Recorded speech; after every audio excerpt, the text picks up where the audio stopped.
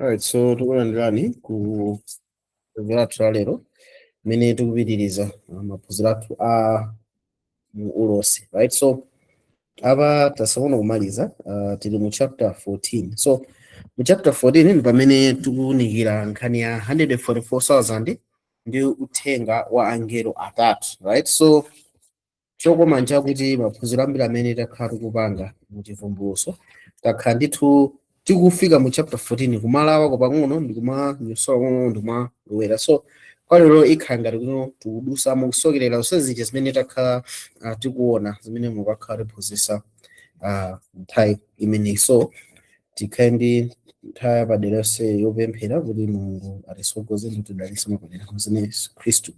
Tipemphere. Ambuye tathokoza mwapadera chifukwa cha chisomo chimene mwatipatsa kuti tikakhale pamodzi ndi abale ndi kukambirana mawu a Mulungu ndi kumvetsetsa ndi kukwanitsa kuwagawanso mawuwa. Pempha mukatha kutidalitsa ife ndi onse amene akuonera ndi kumvetsetsa mawuwa. Mu dzina la Yesu Khristu tapemphera, amen. Alright, so ifeyo tikuyamba nkhani yathu mu chivumbulutso 14 verse yake ya 1. Brother, tatiwerengereni chivumbulutso 14 verse yake ya 1.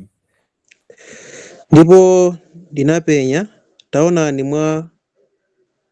mwana wankhosa ali kuyimirira pa phiri la Ziyoni, ndipo pamodzi ndi iye 140,000 kudza anayi, kukhala nalo dzina lake ndi dzina la Atate wake olembedwa pa mphumi pawo. Yeah, so funso lalikulu ndi lonena kuti kodi tikamati 144,000 tikukamba chani?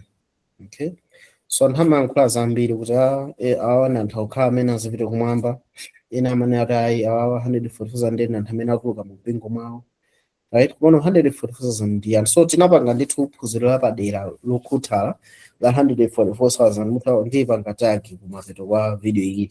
Komano kwa lero tikulowa mu chapter 14 ndikuyenda verse by verse mpaka kumalizira verse yomalizira. So tikamakamba za 144,000 Mulungu sanatisiye tokha, pali chinthu china chimene Mulungu anayika kuti tikathe kumvetsetsa nambala imeneyi. So 144,000 amatha kukangana kuti no ndi 144,000 exactly kapena kuti ndi nambala imene ikuyimira anthu amene akukakhala kumapita nthawi, right? So pali method ina yake imene Mulungu anagwiritsa ntchito mu buku la chivumbulutso ndimene tikuyitcha kuti no kuona ndi kumva. Okay, so tiyamba pa chivumbulutso chapter 1 verse 10 ndi 11. So pa chivumbulutso chapter 1 verse 10 ndi 11 tiona kuti Mulungu anagwiritsa ntchito chinthu chimenechi timatcha zimene ziku literature, anthu amene atangapo literature we call this timati ma literature devices, right? So Mulungu akugwiritsa ntchito sights and sound. Chimene akuona Yohane ndi chimene akumva zikumasiyana koma sizikuyimira chinthu chingati chimodzi. Okay, Brother Bright, tatilengeni chivumbulutso chapter 1 verse 10 mpaka 11. Chivumbulutso chapter 10 verse chapter 1 verse 10 ndi 11. Okay, chapter 10 verse 10. Ndinagwidwa ndi mzimu tsiku la Ambuye, ndipo ndinamva kumbuyo kwanga mawu akulu ngati alipenga. Verse 11. Ndi kuti chimene uchipenya lemba m'buku nulitumize kwa mipingo isanu ndi iwiri ya Efeso, ya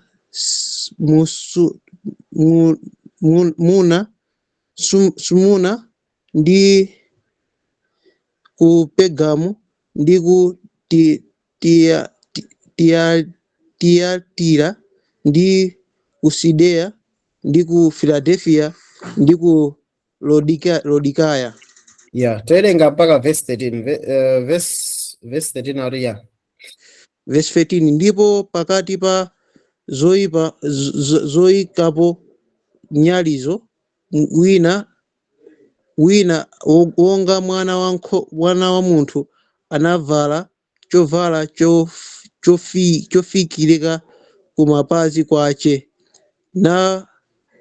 atamangira lamba la golidi pachifuwa. Okay, so awo chimene ndimafuna nchinena kuti Yohane imene anali mu mzimu tsiku la Ambuye anamva mawu akulu ngati chani lipenga apo. Okay, so Yohane anamva mawu akulu ngati lipenga, komano tikamapita pa verse 13 timaonena kuti no pa verse 13 pamene akutiuza ifuna tuno Yohane sanaone lipenga, anaona wina monga ngati chani mwana wa munthu. So mwanjirena mawu amene akufika ngati alipengawo ndi andati? Ndi a Yesu. Mukuona akuti anamva lipenga komano anaona wina monga ngati chani mwana wa munthu. So amene amanati no ndine Alpha ndi Omega, woyamba ndi wotsiriza, sichinali lipenga yayi, koma anali ndani? Mwana wa munthu. So tikuona zimene akuona Yohane ndi zimene akumva zikukhala ngati zosiyana, koma zonsezi ndi chinthu ngati chimodzi. So iyo ndi literature device imene Mulungu anagwiritsa ntchito mu buku la Chivumbulutso. Tionenso pena pamene akumva ndi kuona zosiyana koma zonsezi zikuyimira chinthu chimodzi. Taterekeni pa Chivumbulutso chapter 5 verse 5 ndi 6. Chivumbulutso chapter 5 verse 5 ndi 6. Chivumbulutso chapter 5 verse 5 ndi 6. Ndipo mmodzi mwa akulu ananena ndi ine, usalire, taona mkango wochokera ku fuko la Ayuda, muzu wa Davide, wolakika kusegula buku ndi zizindikiro zake zisanu ndi ziwiri. Verse 6. Ndipo ndinaona pakati pa mpando wachifumu ndi zamoyo zinayi ndi pakati pa akulu mwana wankhosa ali chilili ngati ophedwa, okhala nyanga zisanu ndi ziwiri ndi maso asanu ndi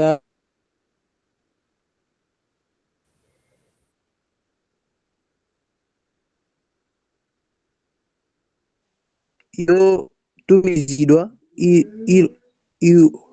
ilowe m'dziko lonse.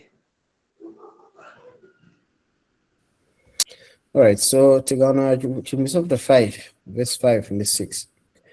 Yohane anawuzidwa kuti taona mkango wa fuko la Yuda atani wagonjetsa. So Yohane akuzidwa kuti taona mkango wa fuko la Yuda atani wagonjetsa. Koma pamene akuona anaona chani? Sanaone mkango, anaona chani? Anaona nkhosa. Nkhosa yoyima ngati chilili koma ngati atani yophedwa. Nkhosa imene atine ndi maso 7, maso naso ndi nyanga 7. So maso akutiuza ife ndi mizimu ya Mulungu imene itumizira dziko lapansi. So tikutaona kuti no chimene Yohane akuona ndi chimene akumva ndi zinthu zosiyana. Akumva mawu tayang'ana pali mkango wa fuko la Yuda, kutonesana no Yesu Khristu ndi amene ali ndithu ogonjetsa. Yesu Khristu ndi amene alidi mwana wa Atate wa ufumu, right?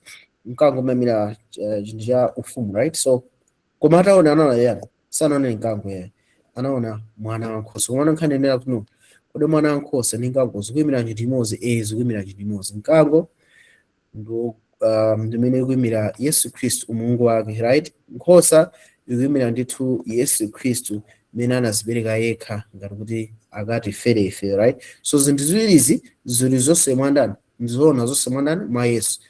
Anamva, anaona.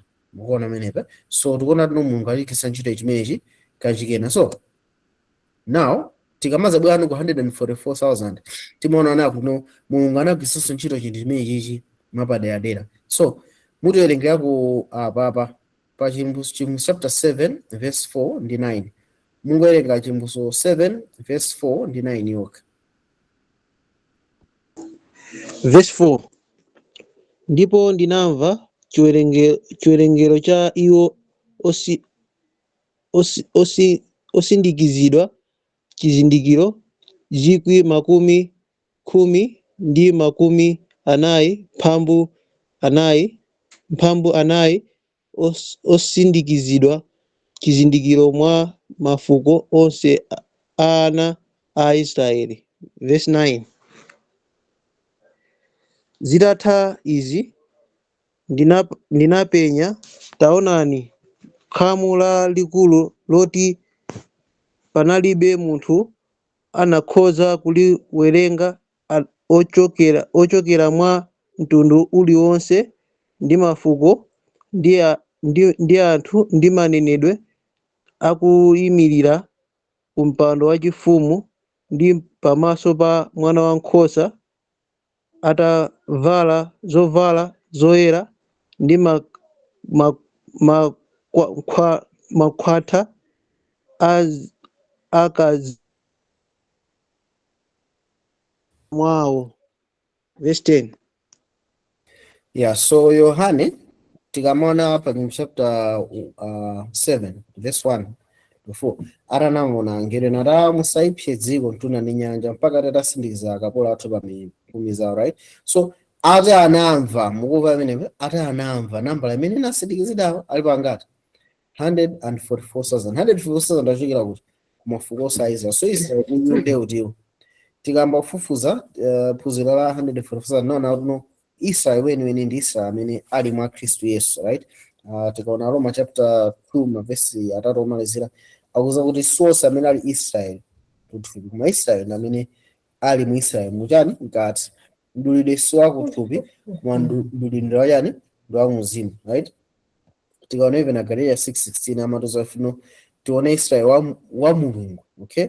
So Israel na anthu okhawa amene akukhulupirira amandani mwa Yesu Kristu a Kristu. So mwa Kristu amene atakakhale kumapita nthawi tionaona kuti no gulu la a Kristu amene lili kutchedwa mapita nthawi ndi limene lili 144,000 144,000 ndi ati Yohana anangotani anangomva koma atamva nambala anayiona Yohane ayi ataona anaona yani anaona chigulu chachikulu. So tikamakamba za 144,000 si literal number yoti tizachita kuwawerenga kuti 144 ali awanadi no 144,000 ndi gulu lalikulu limene la Khristu amene lili kumapita yani anthawi anamva 144,000 koma anaona yani gulu lalikulu andikukapitiriza kuwerenga chapterchi mwa mwezi mwakulu ndifana kufuza yani kodi gulu ndeliti akwamba gulu lalikulu limene lavala zoyera anamuza mukuzwa ndina anazara awanda amene atuluka mu chisaso chana chosiriza. So gulu lalikulu ili ndimene luluka mu chisaso chosiriza koma tiona nawo kuti no 144,000 ndimene ikulu mu chisaso chosiriza. So imene ikuluza ife nawo tuno 144,000 ndi gulu lalikulu ndi gulu lingati limodzi. So 144,000 ndi akhristu amene atakhale moyo mpaka kufikira Yesu atatani atabwere kumapita yani mapito anthawi, right? Ndi akhristu amene atasindikizidwe pa mphumi. So tiona tuno kusindikizidwa pa mphumi ndi chiyani, okay? So tikaonanso pomaliza pamene Mulungu anagwiritsa ntchito kumva ndi kuona kuti afotokozeni chimodzi ndi apa brother tatilengeni Chimuso 19 verse 6 ndi 7 Chimuso 19 verse 6 ndi 7 tikulengera pamenepo. Verse 6. Ndipo ndinamva ngati mawu ankhamu lalikulu ngati mkokomo wa madzi ambiri ngati mawu amabingu olimba nizinena oyera pakati ochita ufumu wa Ambuye Mulungu wathu wamphamvu. Verse 7. Tikondwere tisekerere ndipo tipase ulemerero kwa iye pakuti waza ukwati wa mwana wankhosa ndipo mkazi wace wazikonzesera. Verse 8. Yeah, so imaneka ipompo. So tikaonana papa Chimuso 19 verse 6 ndi 7 tikuona nawo tuno akutuza ife natu Yohane ata anamva sanaoneya Yohane anatani anamva apa anamva ndithu kukunenera mawu kuti tipase ulemerero iye pano ukwana mwana wankhosa arani wadza ndipo mkazi wake wazitani wazikonzesera. Tikatawerenganso ni Chimuso 19 verse 8 mwerenge Chimuso 19 verse 8 kuti timalizise pamenepo. Verse 8.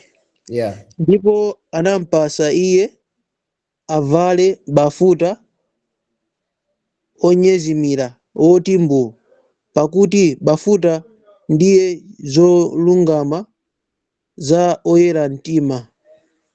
Yeah, so mkazi wa Khristu tithaonana kuti uno ndi anthu otani oyera mtima. So tikamakamba za mkazi wa Khristu tukamba za anthu otani oyera mtima, of which tikawunikira bwino mwino tionana kuti uno pa nthawi imeneyi ukwati wa mwana wankhosa ndi chinthu china chimene chikuonesa kuti uno pali mgwirizano waukulu wozama koposa pakati pa Khristu ndi anthu ake, of which zichitika pa nthawi imeneyi pamene sautani akubweranso. Komano tatonene pamenepa Chimbuso 21 verse 1 ndi 2.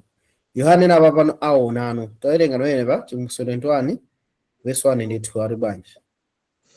Verse 1. Ndipo ndinaona mwamba mwatsopano ndi dziko latsopano, pakuti mwamba mwoyamba ndi dziko loyamba zidachoka, ndipo kunalibe nyanja. Verse 2. Ndipo ndinaona mzinda oyerawo Yerusalemu watsopano uli kutsika kumwamba kwa Mulungu, okonzeka ngati mkwatibwi okonzesera mwamuna wace. So tikaona chivumbulutso apa akutiuza ife lino mkazi wa Khristu ni ndani? Ndi anthu ake. Okay, pamene tikamazafika Chimbuso 21 Yohane akuona akuti no mkazi wake wa Khristu ndiye yani mzinda woyera. Okay, so kodi Yesu Khristu ndi akazawiri tiona tayi mzinda woyerawo ukuyimirira anthu ake andani oyera mtima. So tikamaona ku chivumbulutso pali mizinda iwiri, kupangana kale unasi mizinda iwiri, ona Babulo panaiso Yerusalemu. Yerusalemu ndi kumene chinayese chokhuza chipembedzo cha Mulungu chimavumizana ndi chani ndi Yerusalemu. Pamene tikamaona ku Babulo kumene kumayimirira ndithu chisokonekero, right, ndi kumene ana a Mulungu anatengedwa ku ukapolo. Pamene tikamazafika ku buku la chivumbulutso kulibeko mzinda yeniyeni otchedwa Babulo, koma zimalembedwa choncho chifukwa chani? Chifukwa Mulungu akufuna tibwerere tikamvetse Babulo wakale anachita motani ndi anthu a Mulungu, ndi tithamvetsa kuti Babulo wauzimu akuchita motani. So tikamakamba za mzinda Yerusalemu, okay, anthu ambiri amakhulupirira kuti pazachita kukhala mzinda ndithu azachiona chikusika chikuteni. Ono mzinda amene ukumira chani? Mzinda amenewo kuchipangano chakale umayimirira ndithu mzinda amene anthu a Mulungu amafunika apiteko katatu pa chaka, right, kumene unalinso kachisi. Okay, komano tikamaona mzinda uwu mukakawerenga Chimbuso 21 umasasireka amatiuza ife kuti mumzindamu mulibemo kachisi. Chifukwa chani?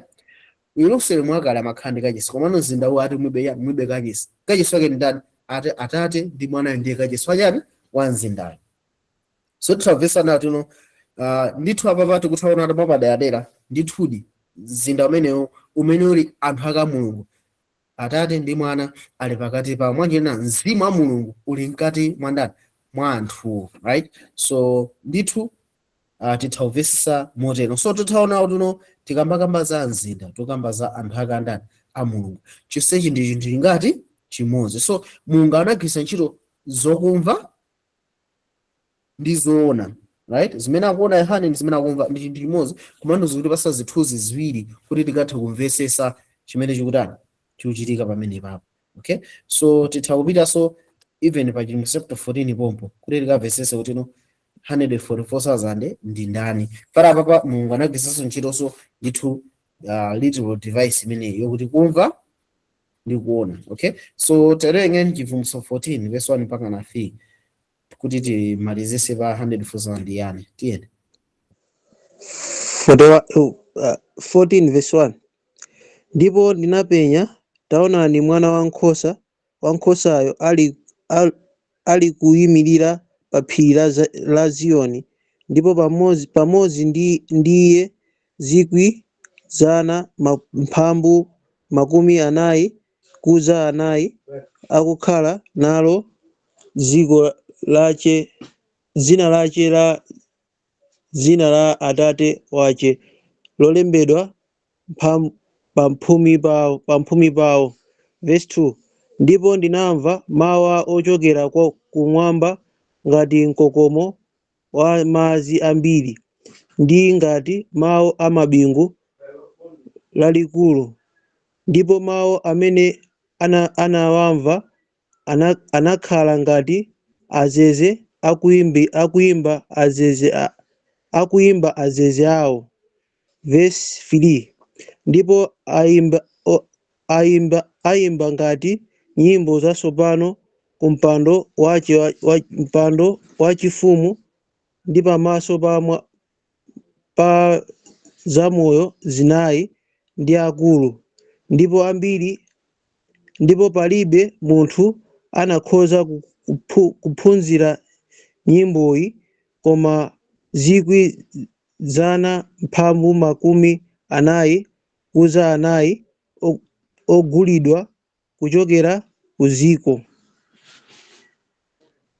Okay, so apa pakambidwa zambiri komano for now ndipanga focus pa chinthu chimodzi. Okay, so ati Yohane anaona, so tikaona pa chapter 7, right, imene ili mu chiweruzo cha ufumu wa Khristu, Yohane anamva 144,000 akusindikizidwa, kena anaona gulu lalikulu. Okay, pamene apapa mu chiweruzo cha ufumu wa chirombo ati Yohane akuona 144,000, mukuona apa anaona mwana wankhosa akuyima pa phiri la Zion. Okay, ndipo pambali pake pali andani 144,000. Okay, now kenako Yohane ati anamva, mukuona nkhanicha ati anamva mawu ngati amadzi ambiri. So tikapita mu Chivumbulutso makamaka 17 verse 15 amatoza fene madzi akuyimira yani anthu, manenedwe, mitundu. Okay, so ati anamva mawu ngati madzi ambiri. Okay, ndipo anamva ngati mabingu, ndipo anamva ati mawu a azeze akuyima azeze awo.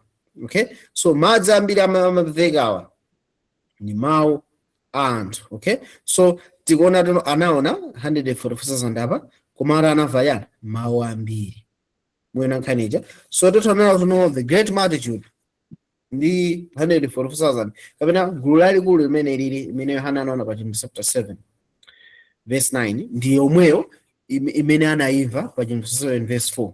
Pamene tikaona 144,000 imene anayiona pa chapter 14 verse 1 ndi yomweyo imene anaimva kuti ndi gulu lajani lalikulu, mukuona nkhanicha. So 144,000 tikuona ndi akhristu akumapeto amene akumapeto anthu. So pali chinthu china chimene tikufunika tipitirire. Okay, nacho ndikuchimvesesa ndicho nena kuti 144,000 iwa akuti ali ndi dzina la Atate pachani pamphumi pawo. Okay, so tikamakamba za dzina la Atate pamphumi pawo tikuthandaza kuti chani? Okay, chinthu chimene chofunika chimvesesedwe kwambiri. So 144,000 ali dzina la Atate pamphumi pawo. Okay, right, so tatiwerekene Chivumbulutso 7 verse 3. Mutengere Chivumbulutso 7 verse yake ya 3 pamene itati masolo pamphumi pawo pali chani? Tawerenga pamenepa 7 verse 3. Nanena musaipse ziko kapena nyanja. Okay, father, sorry, tambira verse 2. Chivumbulutso 7 verse 2, mwambire verse 2. Verse 2. Ndipo ndinaona mngelo wina anakwera kuchokera potulukira dzuwa, ali nacho chizindikiro cha Mulungu wamoyo, ndipo anafuwula ndi mawu akulu kuyitana angelo anayi amene adalandira mphamvu ya kuipsa dziko ndi nyanja. Verse 3. Nanena musaipsa dziko kapena nyanja kapena mitengo kufikira tizasindikiza zizindikiro akapolo a Mulungu wathu pamphumi pawo.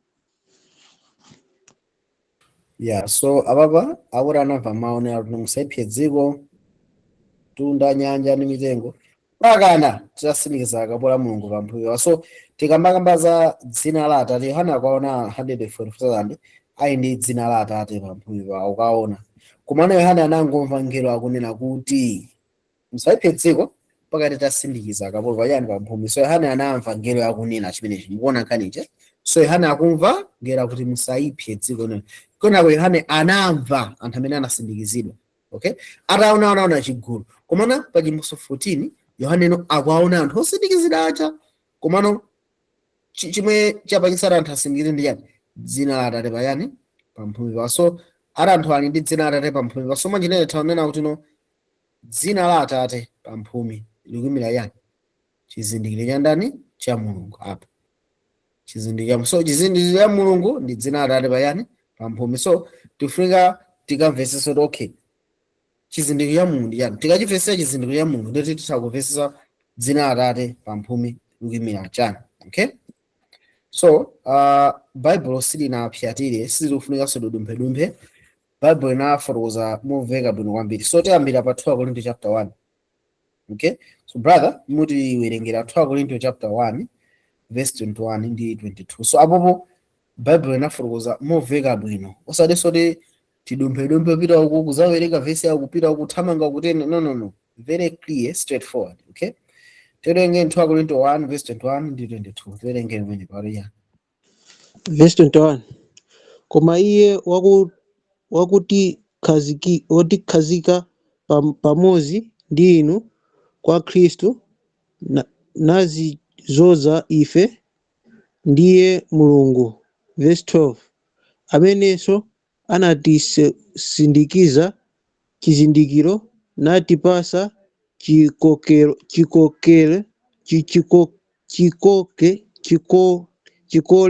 cha mzimu wa mtima wathu. Alright, so titaona na kuti muliwerenga pa Efeso 1 verse 13. Mwana nkhani yonena kuti no tikamakamba za chizindikiro cha Mulungu ndi mzimu wa Mulungu. Okay?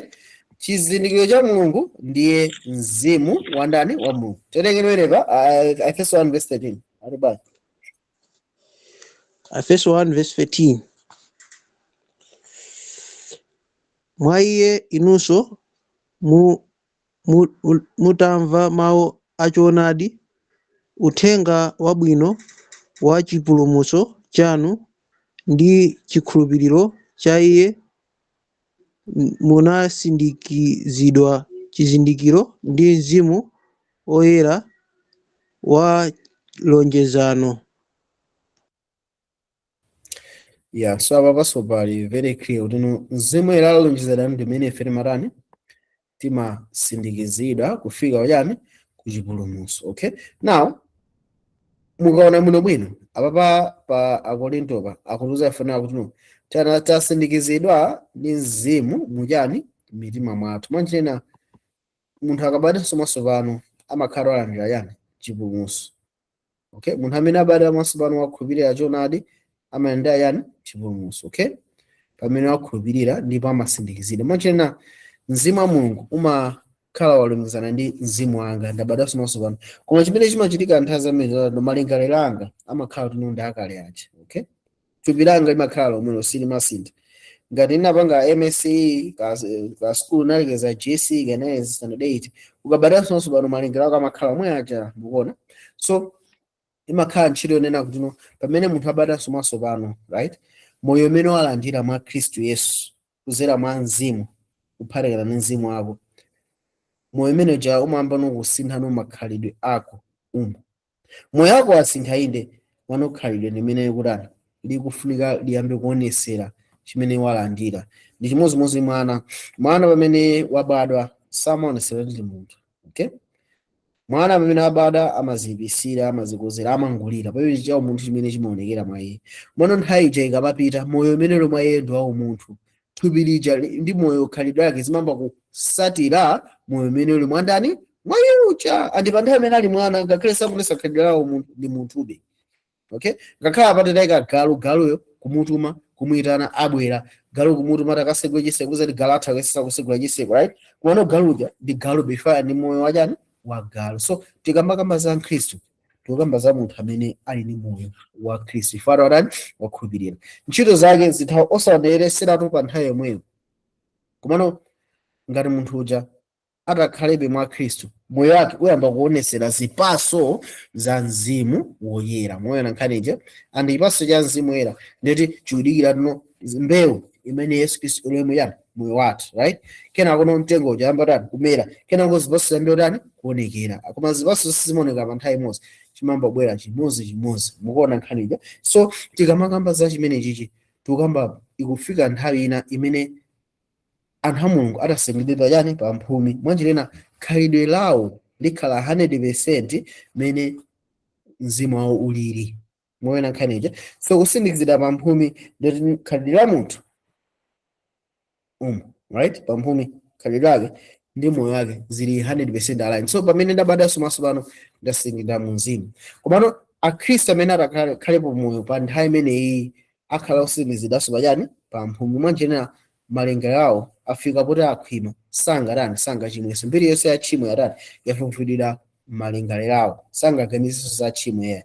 Afika poti akhwimisidwa ndi mzimu akandani wa Mulungu. Ichi chimene Mulungu afuna apange ndi chimene chimasiyanisa 144,000 ndi akhristu onse. Anditiona ati ndifua chani Mulungu anapanga chimenechi. Tero 1 verse 8. Verse 8. Iye osakonda sazindikira Mulungu, chifukwa Mulungu ndiye chikondi. Mulungu ndiye chikondi. Khalidwe lenileni limene Mulungu afuna azaonesere mwa anthu ake kumapita nthawi ndiye chikondi chake. Iyo ndiye chikhalidwe chenicheni cha Mulungu. Andi 144,000 azakhala ndi chikondi cha Mulungu monga ngati dziko silinaoneko. Tikamakamba za Mulungu ndiye chani? Mulungu ndiye chikondicho, right? So pali phunziro lina amene tinapanga lotchedwa usalambe akasunga malamulo ake. Mukaone phunziro limene tinaonesera ndithu kotheratu nawo tuno khalidwe lenileni la Mulungu ndiye chikondi, right? So ichi chimene Mulungu akupanga kuti dziko lapansi likaonesere ndithu chapaderadera ndiye chikondi chake kudzera mwa anthu ake. Kuna kusindikizidwa pachani pamphumi pawo. Mwanjinena khalidwe la Mulungu likuonekeratu mwa iwo. Khalidwe limene lili ndiye chani? Chikondi. Komanso anthu sakutani sakuchimwanso. Tawerenga ni 1 Korinto 13 verse 8 mpaka 9. Tuone pamene papa chimene Mulungu amafunitsitsa kwambiri. 1 Korinto 13 verse 8 mpaka 9. Verse 8. Chikondi sichitha nthawi zonse, koma kapena Sorry, zonenera. tawerenganso muno mwini wambireso. Okay. Verse 8. Chikondi sichitha nthawi zonse, koma kapena zonenera zizakhala chabe, kapena malilime azaleka, kapena nzeru izakhala chabe. Verse 9. Pakuti ife tiziwa mdera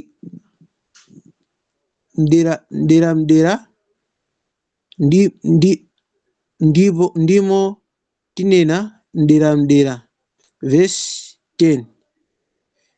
Koma pamene changwiro chafika, tsopano cha mdera chizakhala chabe. Verse 11. Zikomwambiri tikamakamba za kumwamba, kodi anthu a Mulungu kumwamba tizaonanso masomphenya? Tikazapita kumwamba tizaona masomphenya? Ayi. Okay, kodi tizakhalanso tikuyankhula malilime? Ayi. Tizafunsananso za nzeru yachipulumutso? Ayi. Okay, so tizapangananso mabible study amene opangirayo chimo? Ayi. Okay, so mwanjenera changwiro chimene Mulungu akunena ichi, changwiro akunena ndi chikondi chimene sichitha.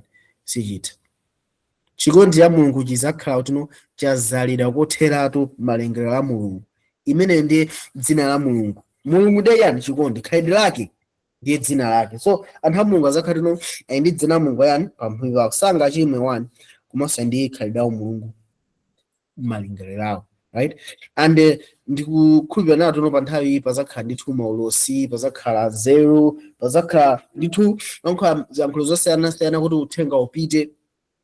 Komano ikazafika chilezo chasekedwa aliyense apanga chisankho chake. Pa nthawi imeneyo maulosi kaya malilime kaya zonse zizakhala zatani zasiya kugwira ntchito yake. Komano chikondichi sichizasiya. Ichi ndi chinthu chimene tikuzachitenga paka nacho kuti kupita nacho kuti kumwamba. Okay, ndikuona anthu a Mulungu akusindikizira yani pamphumi, right? So okay, awo ni ma notes amene nimapanga. Alright, so tipitirizeni. Tikamakamba za dzina la Atate mphumi pawo taona nawo anthu amene awa ndi anthu amene asindikizidwa. anthu asindikizidwa pachani pamphumi pawo. Anthu amene wawa ndi anthu amene ali ndi dzina la Atate pamphumi pawo. Dzina la Atate ndiye liti? Chikondi cha Mulungu. Kusindikizidwa kuti anthu sangachimwisa ali ndi khalidwe la Mulungu pachani pamphumi pawo. So 144,000 ndi anthu abadwera chifukwa chimenechi. Now kodi 144,000 akuchokera kuti? Funso limene lili ndi funso lofunikira kwambiri. Fande pamakhala mafunso ambiri, anthu ena amakhulupirira kuti nafotokoza ena amakhulupirira kuti awanda anthu okhala amene azipita kumwamba, ena amakhulupirira kuti 144,000 ndi amene atuluka mu mpingo mwawo. Maganizo odabwisa amene komano ndimafuna munthu werengere mavesi amenewa. Chimothy chapter 12 verse 5, verse 10, verse 13 ndi 17. Tiponengere mavesi amenewa brother. Chimothy 12 verse 5. Ndipo anabala mwana wamwamuna amene anaweruza za mitundu yonse ndi ndodo ya chisulo, ndipo anakwatulidwa mwana wace amuke kwa Mulungu ndi ku mpando wachifumu wace. Verse 10. Ndipo ndinamva mawu akulu mmwamba nanena, tsopano zafika chipulumutso ndi mphamvu ndi ufumu wa za Mulungu wathu ndi ulemerero wa Khristu wace, pakuti wagwetsedwa onenera wa abale athu wakunenera pamaso pa Mulungu wathu usana ndi usiku. Verse 13. Ndipo pamene chinjoka chinaona kuti chinaponyedwa pansi kuziko, chinazunza mkazi amene anabala mwana wamwamuna. 17. Ndipo njoka inakwiya ndi mkazi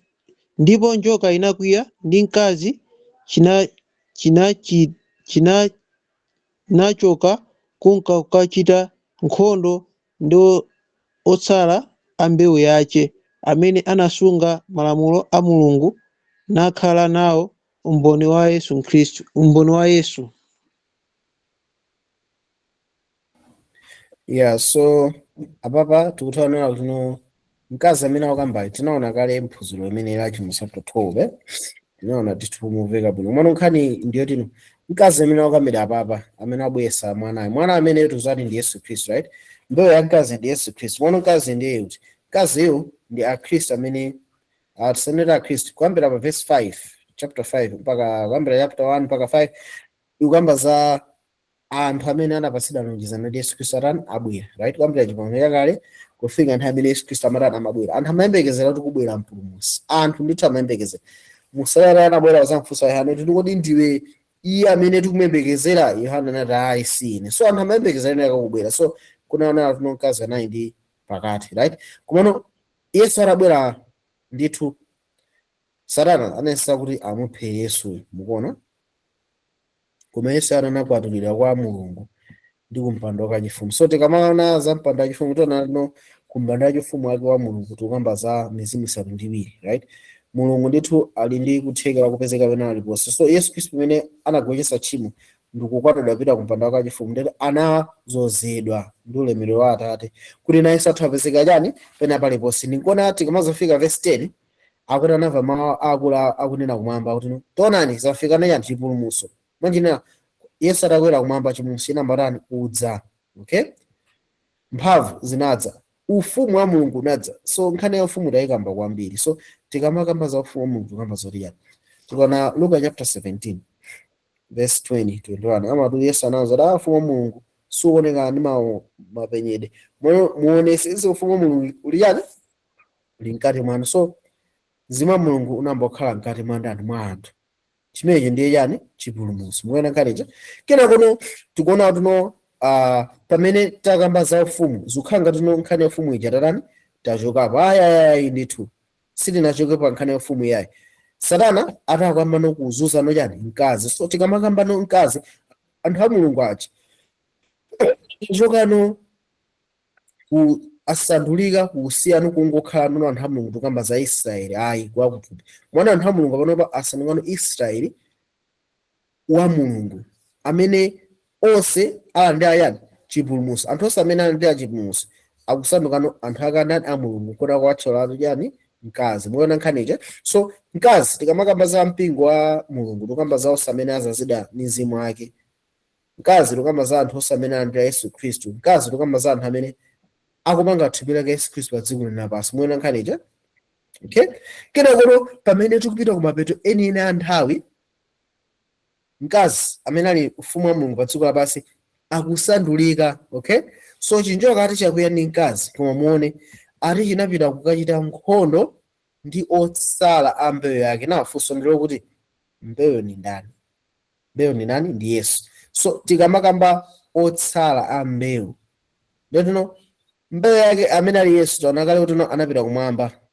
Okay, anakwatidwa apita kumwamba. So tikamakamba otsala a mbewu tukamba kuti chani ngakhale Yesu ali kumwamba china chake cha Yesu Khristu chasala pachani pa dziko lapansi. Chimene chiti cha Yesu chasala pa dziko lapansi pano ndi chani?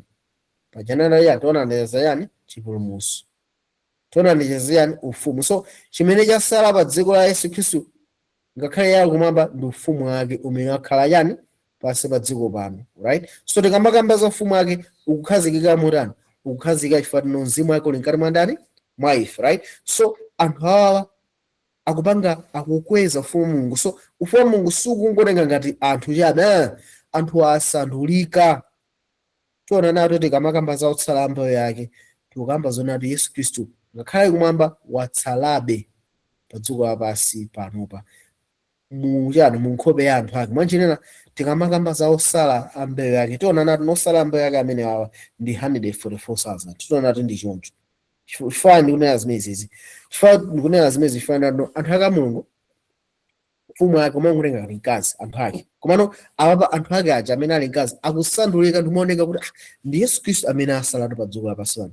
Chifukwa chani? Chifukwa asingizidwa pa mphumi pawo akukhala exactly ngati ndani? Ngati imene Yesu analili. So tikuona apapa mpingo wa mulungu ukukhazikisidwa mwapaderadera pamene Yesu Khristu akutani? Akuzozedwa ufumu wake watani? Wadza. Right, anthu ake mkazi akuyimirira anthu onse amene azozedwa ndi mzimu wake. Satana akulimbana nawo. Mwana anthu aja sakukhala choncho yayi akuzasandulika mabadalira akuzasala osala mbewu yake. Na tikamadusa verse 17 verse 18 mubemo mu chichewa so ndiwerenga mchizungu and verse 13 imaona ati chichewa chinalakwisa even KJV inalakwisa. So ndiwerenga mu New English Translation. New English Translation inalapangadi chimuso 12 verse no ndipo chinjoka chinayima pa mchenga wa nyanja. That's New English Translation. Pamene NIV inayika verse mu chapter 13 namatino ndipo chinjoka chinayima pa mchenga wa nyanja ndipo ndinaona chirombo chituluka ku madzi ku nyanja ndipo chinali ndi nyanga 10 maso 7 ndi nduwira pa nyanga zake 10 ndipo pa mutu naso panayima ina amwano. Tikamaona MSB Message Bible imene atino ndipo chinjoka chinayima pa mchenga wa nyanja ndipo ndinaona chirombo chituluka mu nyanja. Okay, ndipo chinali ndi nyanga 10 maso mitu 7 komanso chinayinso ndi nyanga pa chinali ndi nduwira pa nyanga zake ndipo mutu nalenso panayima ina amwano. So titaona kuti pamene osala mbewu yake akuonekera chinjoka amene ali Satana wakwiya. Okay, akuachitira nkhondo chani? Osala mbewu yake aja. So pamene Satana akuachitira nkhondo osala mbewu yake Satana akutani? Akubweretsa chirombo. Chirombochi mu chapter 13 chikubweretsa yani? Lemba la chirombo. Mwana nkhanije. So lemba la chirombo ikukhazikitsidwa kuti ikalembane ndi ufumu wa Mulungu kumapita nthawi. Mwanchinena pamene Mulungu asindikiza anthu ake anthu ake aja asanduka osala mbewu yake chirombo chokachitika ntchito yake. So mu chapter 12 ikuonesa zimene Mulungu akupanga. Okay, chimuso 13 ikuonesa counter attack ya ndani ya Satana. Okay, pamene tikusafika mu Chimbudzi chapter 14 verse yake ya 1 ndi pamene akuzationesano kaunta ya ndani ya Mulungu. Mukuona nkhaniyi. So nkhani ndi imodzi, tikuchoka ku mkazi amene alantha Mulungu ku pangano yakale chapter 5 Yesu Khristu akukwatidwa apita kwa Atate, kenako akusanula mzimu wake kwa ife, mwachina anthu a Mulungu aja akusandulika, sakusandukanso Israeli wakuthupi kumana kukhala Israeli wa Mulungu, anthu ake amene ali mu ufumu wake, amene ali ndi azimu ake. Kenako anthu ake a Mulungu aja akuyenda kukhala mkazi, right? Kenako umapita nthawi ija mkazi amene ufumu wa Mulungu pa dziko lapansi akusandulika otsala ambayo yake, mwachina zikuchitaonenga kuti ndiye sali pa dziko lino lapansi mwa anthu ake. Okay, kenako Satana akubwesa ya lemba la chirombo. Pamene Satana akubwesa lemba la chirombo, Mulungu akupanga ya pamene akuonesa 144,000 anthu aja amene ali otsala ambayo yake aja akukayima pa phiri la Ziyoni. Ni nani? Ndi Yesu. Mukuona nkhaniyi. So tikamaona bwinobwino tonano osala ambayo yake ndi omwewo amene akuzadusa mu chisautso chimene chichi cha mark of the beast, ndipo osala ambayo yake amene akukhala moyo mpaka Yesu akubwera ndi 144,000. Mukuona. So tikuyenda tuchokera ku mpingo umene mkazi, anthu amene anali chipangano chakale, kenako tikusuntha kubwera ku mpingo umene ufumu wake wa Mulungu weniweni, umene anthu amene azazidwa ndi mzimu wake wa Mulungu, kenako ukusandulika kumapetupetu just before mark of the beast, kuti ukusanduka na osala ambayo yake. Kenako pamene tikula mu lemba la chirombo chimene chichi, anthu amene azakhala ku moyo mpaka Yesu akubwera ndikuwatcha 144,000. So 144,000 ndi otsala ambayo yake, ndi gulu lingati? Limodzi. Kumayambiriro kwa mark of the beast tikupeza otsala ambayo yake, kumapetupetu kwa lemba la chirombo tikupeza yani 144,000. So 144,000 ndi amoyo amene alakhale moyo, gulu la Khristu amene alakhale moyo mpaka Yesu kubwera. Osala ambayo yake ndi a Khristu amene akusindikizidwa, amene akulowa mu chisautso chomaliza. 144,000 ndi a Khristu amene akutuluka mu chisautso chomaliza. So apa pakatipa mu chisautso chomaliza a Khristu akhala kuti akuphedwa, koma kumapetupetu kukhala 144,000 amene akhale moyo mpaka kudusa mu chisautso chimene chichi. Muona nkhaniyi.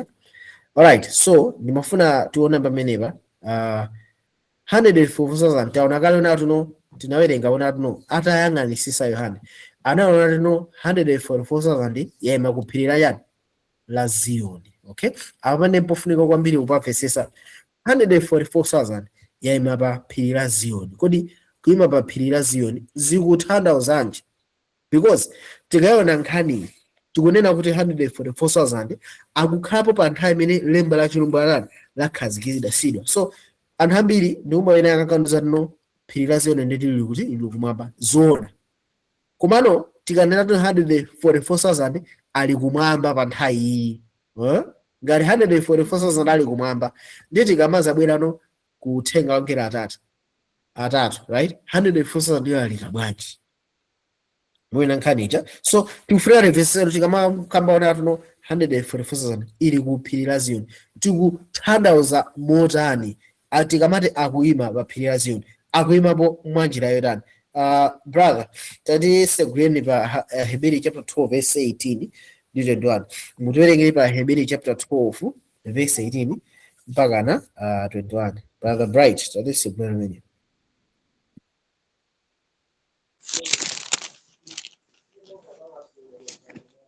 Verse 18.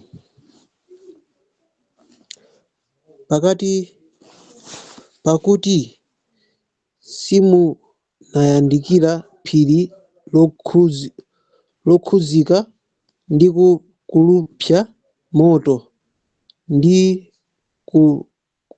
pakuda ndi mdima ndi namondwe. Verse 19. Ndi mawu alipenga ndi manenedwe amawu ndi manenedwe amene iwo adamvawo anapempha kuti asawonjezerepo mawu. Verse 20. Pakuti sanakhoza kulola cholamulidwacho ikhale nyama ikakhuze phirilo.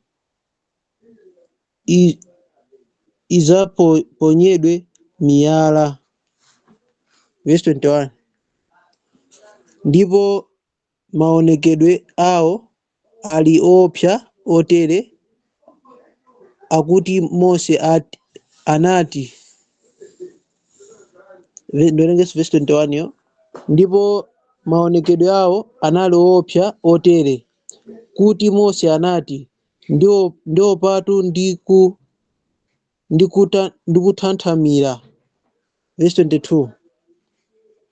Alright, so tikaona kuima pa phiri la Zion, right? So pali akhristu ena amene akuima pa phiri la Sinai. Apapa zimene akamba apapa za Mose akamba za phiri la Sinai. So tikati tione phiri la Sinai tikamba pa Exodus chapter 19 verse 1 mpaka 5. Pamene timaona kuti Mulungu anawuza makosana ngati mufuna mukhale mtundu wosankhidwa, right? Mtundu wapaderadera, mtundu umene uli pamwamba pa mitundu ina, right? Mukhala ufumu wanga, mukuona. So ufumu wa Mulungu mwachithunzithunzi unali ana a Israeli, koma mafunika achite zimene Mulungu akuwauza mu malamulo ake, right? So ufumu wa Mulungu unalumikizana ndi malamulo a Mulungu, right? Tikapita pa Machitidwe chapter 7, Stefano akufotokozana tuno uyu ndi amene ali ngelo mu chipululu imene chinali mpingo wa muchipululu. So tikamanga basa mpingo wa Mulungu chipwani chakale tikamba za anthu amene anasankhidwa, right? So ukhale munthu osankhidwa mafunika ungobada ngati ani Israeli, ungobada kuthumi ngati mu Israeli ndeti wakhala mtundu osankhidwa. Siku achina mbaiti wadulidwa kena kuyamba kusunga malamulo onse ndiyo munthu ozani wamgulu losankhidwa. Komano Aheberi aluza ife makosana ifeyo sitili ophatikana ndi Sinai. Mayitanidwe athu si amene ifati kuchipangano chakale kuti ukhale gawo limodzi la anthu a Mulungu mafunika udulidwe kena kuyamba kusunga miyambo yonse imene Mulungu anapasana ana Israeli, of which miyambo yonseyi inali ngati zifanizo.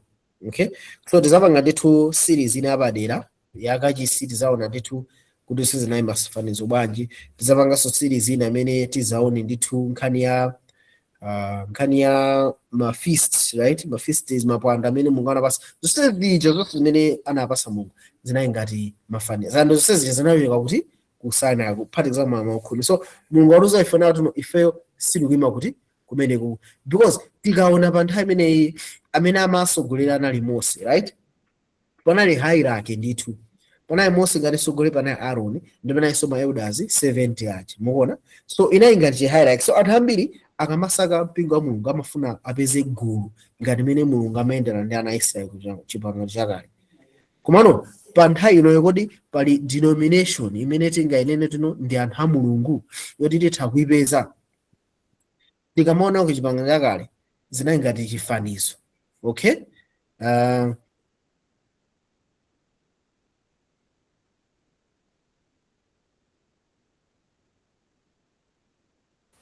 so anthu ambiri panopa amasaka ngati mene zinali ku chipangano chakale kuti ngati anthu amakhulupirira nditayike chihierarchy nditi pakhale iwo wakhala ngati Mose, ka conference ikhala ngati Mose ndi ziuza aliyense chochita. Okay, kodi mu chipangano chakale ndizotero. Napanga ndithu series yathunthu yotchera mpingo wa Mulungu, mutha kuipeza nakambamo ndithu nkhani mozama ndithu. So muthayipeza series imene ndipanga tagi mapita kwa video imene. Komano tiona natu tikamabwera ku chipangano chakale mpingo wa Mulungu ndi anthu okhawa amene ali ozazidwa ndi Mzimu wa Mulungu. Efeso chapter 1 verse 20 mpaka umasesereka kumapito. Efeso 1, right? Mpingo wa Mulungu ndi thupi lake imene ozazidwa ndi Mzimu wake wa Yesu Khristu. Paibe gulu la anthu amene tingenati iyoyo nditi ndi mpingo wa ndani wa Mulungu. Anditiona nawo kuti 144,000 sali part of denomination ina iliyonse. Andichichiti chiona kuti ndi choncho. Ifatiwo sali ku phiri, sali kuma systems ngati mene zinali pa Sinai kuti Mulungu amankhula kuzera mwa Mose kena kwauza anthu onse, right? Aheberi chapter 1 verse 1 mpaka 3 akutuza ifanena kuti pale Mulungu anayankhula mwa makolo athu mwa aneneri, koma pano akuti ayankhula ife kuzera mwa ndani? Mwa Khristu Yesu. So tikamaona hierarchical system, system imene Mulungu amafuna ikhale ya permanent. No, mwana Mulungu anachita choncho ndi ana Israeli ifena kuti inali ngati example kapena inali ngati chithunzi cha chinthu imene iye apanga kuzera mwa Khristu Yesu. Anthu onse azimverano Yesu monga ngati mmene amamverera Mose, right? System yake ya hierarchy inali Mose, Aaron, ma 70 elders umasiseka Mose. Umaona pano system ya hierarchy ndiyo yani Mulungu akuti mpraife kuzera mwana mwa mwana ake. That's the hierarchy imene ilipo panopa. Unaona? So akuruza ifeno pamene papa brother Bright tatisegreni pa Hebrew chapter 12 verse 22 mpaka 24. Tuone kuti no tikamati akuima pa Mount Zion, akuima pa tiki. Tuone kamene. Verse 22. Koma mwayandikira ku phiri la Ziyoni ndi muzi wa Mulungu wa moyo, Yerusalemu wakumwamba, ndi kwa unyinji ochuluka mwa angelo. Verse 23. Ndi kwa msonkhano wa onse ndi mpingo wa obadwa oyamba olembedwa mmwamba ndi kwa Mulungu weruza wa onse, ndi kwa mizimu ya olungama oyesedwa angelo. Verse 24. Ndi kwa Yesu Nkhoswe ya chipangano chatsopano, ndi kwa mwazi wa Verse 24. Ndi kwa Yesu Nkhoswe ya chipangano chatsopano, ndi kwa mwazi wa kuwaza wakulankhula chokoma choposa mwazi wa Abeli. So ati ifeyo tabwera pa phiri yani la Ziyoni. So tikamati tikubwera pa phiri la Ziyoni toti tikupita kumwamba? No, right? Chikhulupiriro chathu sichokhuzika, right? So ifeyo tili ku phiri la Ziyoni, okay? Tili ku mzinda wa Mulungu, okay? Ndiye kuti kumeneko ndiye Yerusalemu wakuti wakumwamba. So Yerusalemu athu sili kulabadira sa ku Palestina yayi, ku Israel, pono kanga na Yerusalemu wakumwamba. Kumeneko kuli angelo miyanja, right? Andi ndi msonkhano kapena tuti mpingo ayani oyamba oyabadira. So mpingo umenewo ndi wa Khristu Yesu. Andizaona kale kwa Efeso chapter 1 unena kuti no tikamakamba za mpingo ndikamba osozazidwa ndi nani? Ni mzimu wake, right? Tikukumananso ndi Mulungu ndipo mizimu yathu nditi yapangidwa yangwiro. So ifeyo tikamati tikuyima pa Ziyoni ndiye sitikuyima mu hierarchical structure, no. Tikuyima mwa Khristu Yesu. Yesu ndiye mutu wathu, okay? Thupi tikupesa tinotoseta ndi yani? Ni mzimu. So izi ndi pamene tikamati 144,000 salu a denomination ina iliyonse tizitha kuchimvesesa. Akuyima pa phiri la yani la Ziyoni. Mwanji nena afikapo chosa zonse zowamangirira kuma denomination kumanango kukhazikika mwandani mwa Khristu yekha. Anditaona kuti no pamene tikupita kumapeta nthawi chopsa ndi chiti chokhala part of denomination. Chopsa ndi chotani, okay? Tuone Chimuso 14 verse 3 ndi 4. Tawerengera menepo brother Bright.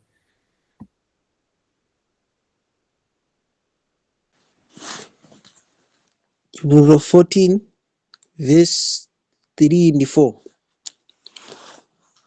Ndipo ayimba ngati nyimbo yatsopano ku mpando wachifumu ndi pamaso pa zamoyo zinayi ndi akulu, ndipo palibe munthu akhoza kuphunzira nyimboyi koma 40,000 kuza anayi ogulidwa kuchokera ku ziko.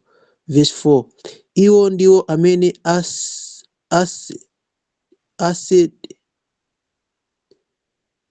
asendezedwa pamodzi ndi akazi. Osadesedwa pamodzi ndi akazi, pakuti ali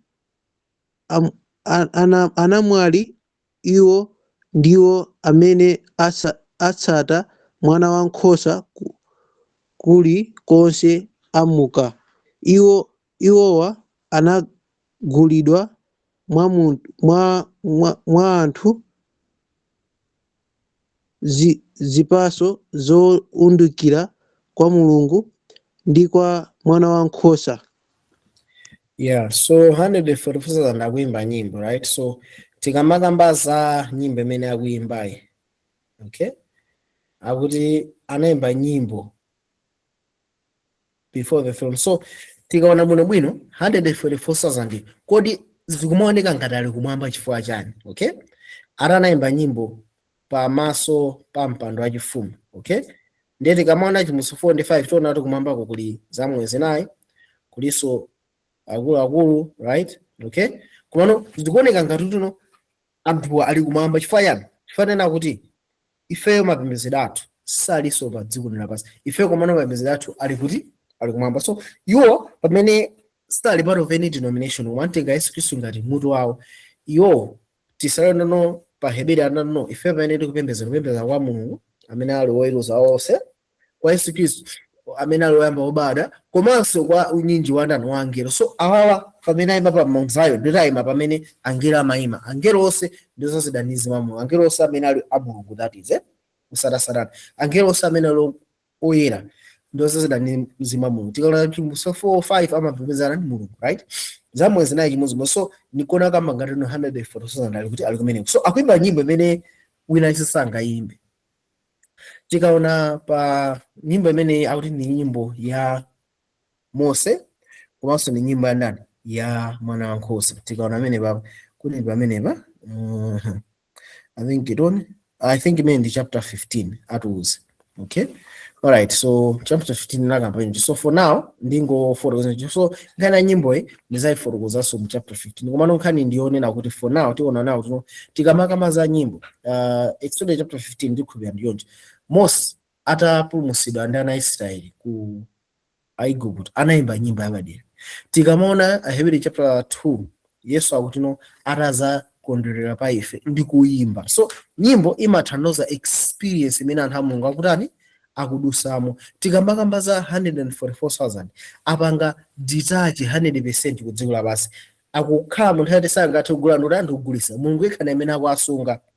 Okay, apanga detach kwa ma systems onse, mipingo yonse atulukamo. Okay, akuima malo amene Mulungu akutitanira ife kuti tikaime pa Mount Zion, right? So anthu a Mulungu amene akhala pamene papa, so akuimba nyimbo imene ndi experience apadera and asenizidaso pachani pa mphumi pawo. Okay, so Mulungu ndiye cholowa chawo. So akuima pa nthawi imene and akuimba nyimbo imene palibe samu ine angatani angaimbe. So manjira akudusa mu experience imene anthu apadzuka pasana sanaduse mukupatirako iwowa, right? So andi mukaona papa ati sanadesede ndi chani ndi akazi. Kodi akamati sanadesede ndi akazi akuthandaza kuti chani? Mukaona papa nzona no akazi amene awa tikaona mkazi amene yani mpingo. So mkazi amene angadesede ndi gulu la anthu limene lili losa sata Kristu. So pa nthawi imene dziko lapansi zakhala ipa, dziko lapansi zakhala like lemba la chilumbu, and tikaona nthawi ya coronavirus mipingo ambiri inayamba kukakamiza mamaski, inayamba kukakamiza social distance, zonse zimene imakamba boma imayikaso mipingo ifayani. Mipingo yonse ili ndi license kuboma, right? Kutaze adula samapereka msonkho, mipingo simapereka msonkho, Achislamu sapereka msonkho, even Mahindu sapereka msonkho. As long as iwe uli religious entity supereka msonkho kumalaiko no, right? Zilitele ifayani tuma panga meet ma criteria. Ukapanga register mpingo wako umakhande thalanda yachikhumi utagula malo a mpingo suzipereka msonkho, right?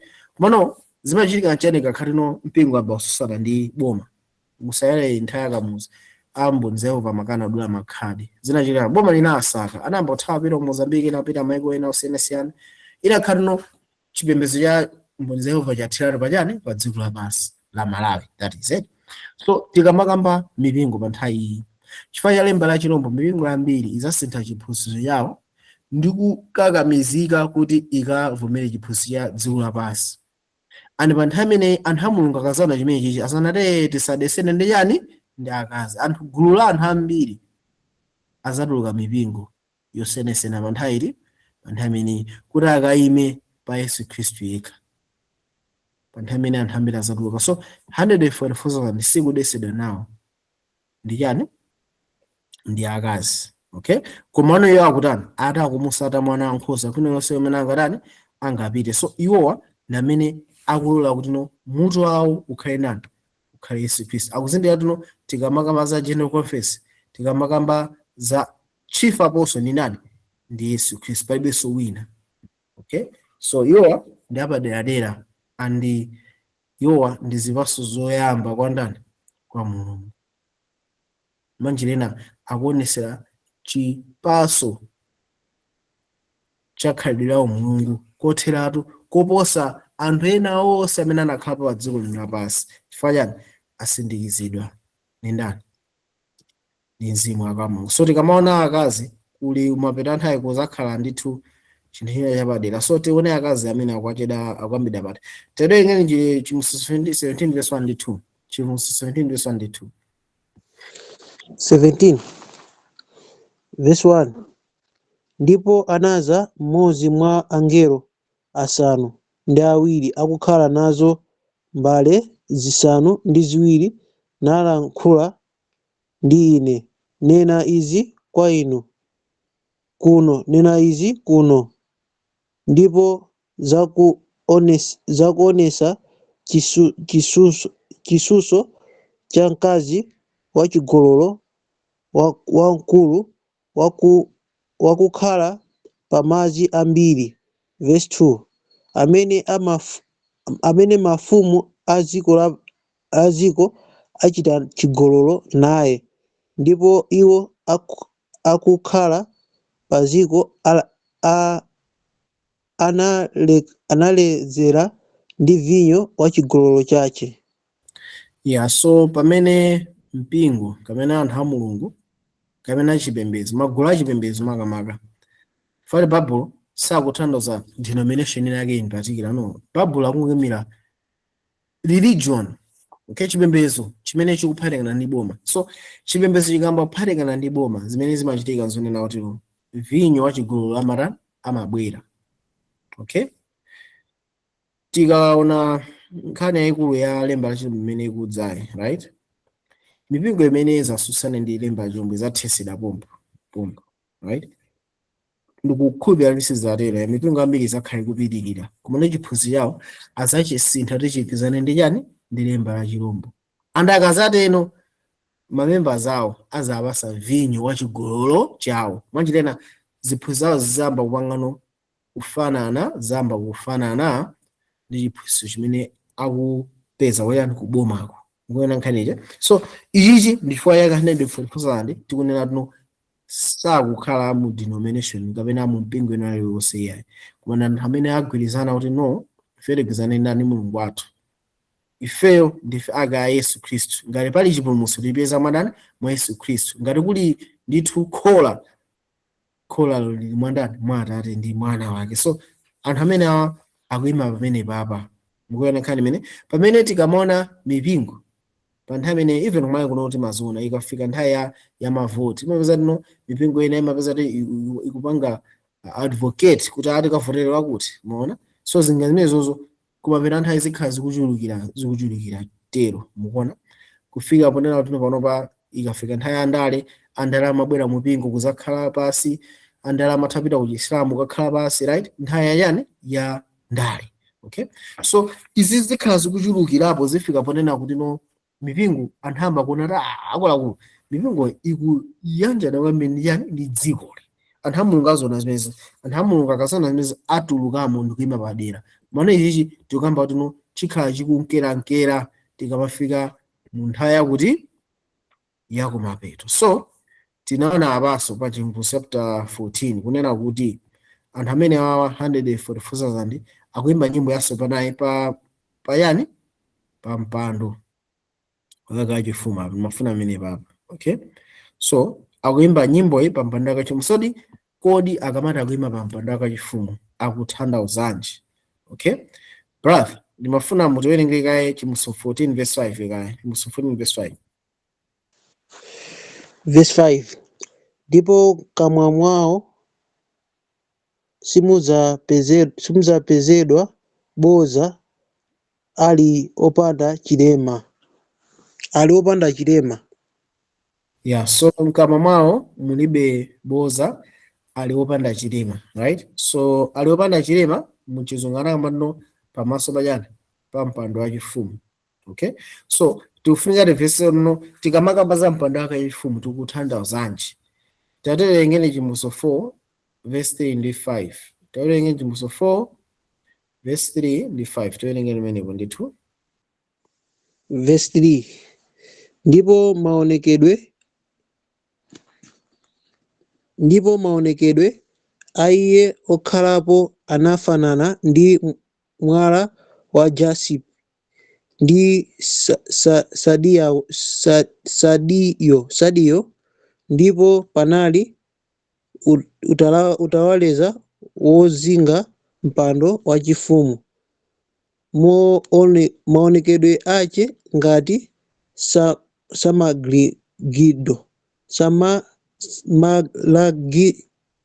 Malagidon. Verse 5. Ndipo mu mpando wachifumu mudatuluka mphezi ndi mawu ndi mabingu, ndipo panali nyali zisanu ndi ziwiri za moto zoyaka ku mpando wachifumu, ndiyo mizimu isanu ndi iwiri ya Mulungu. Yeah, so tikamaona akamati 144,000 ndi ayima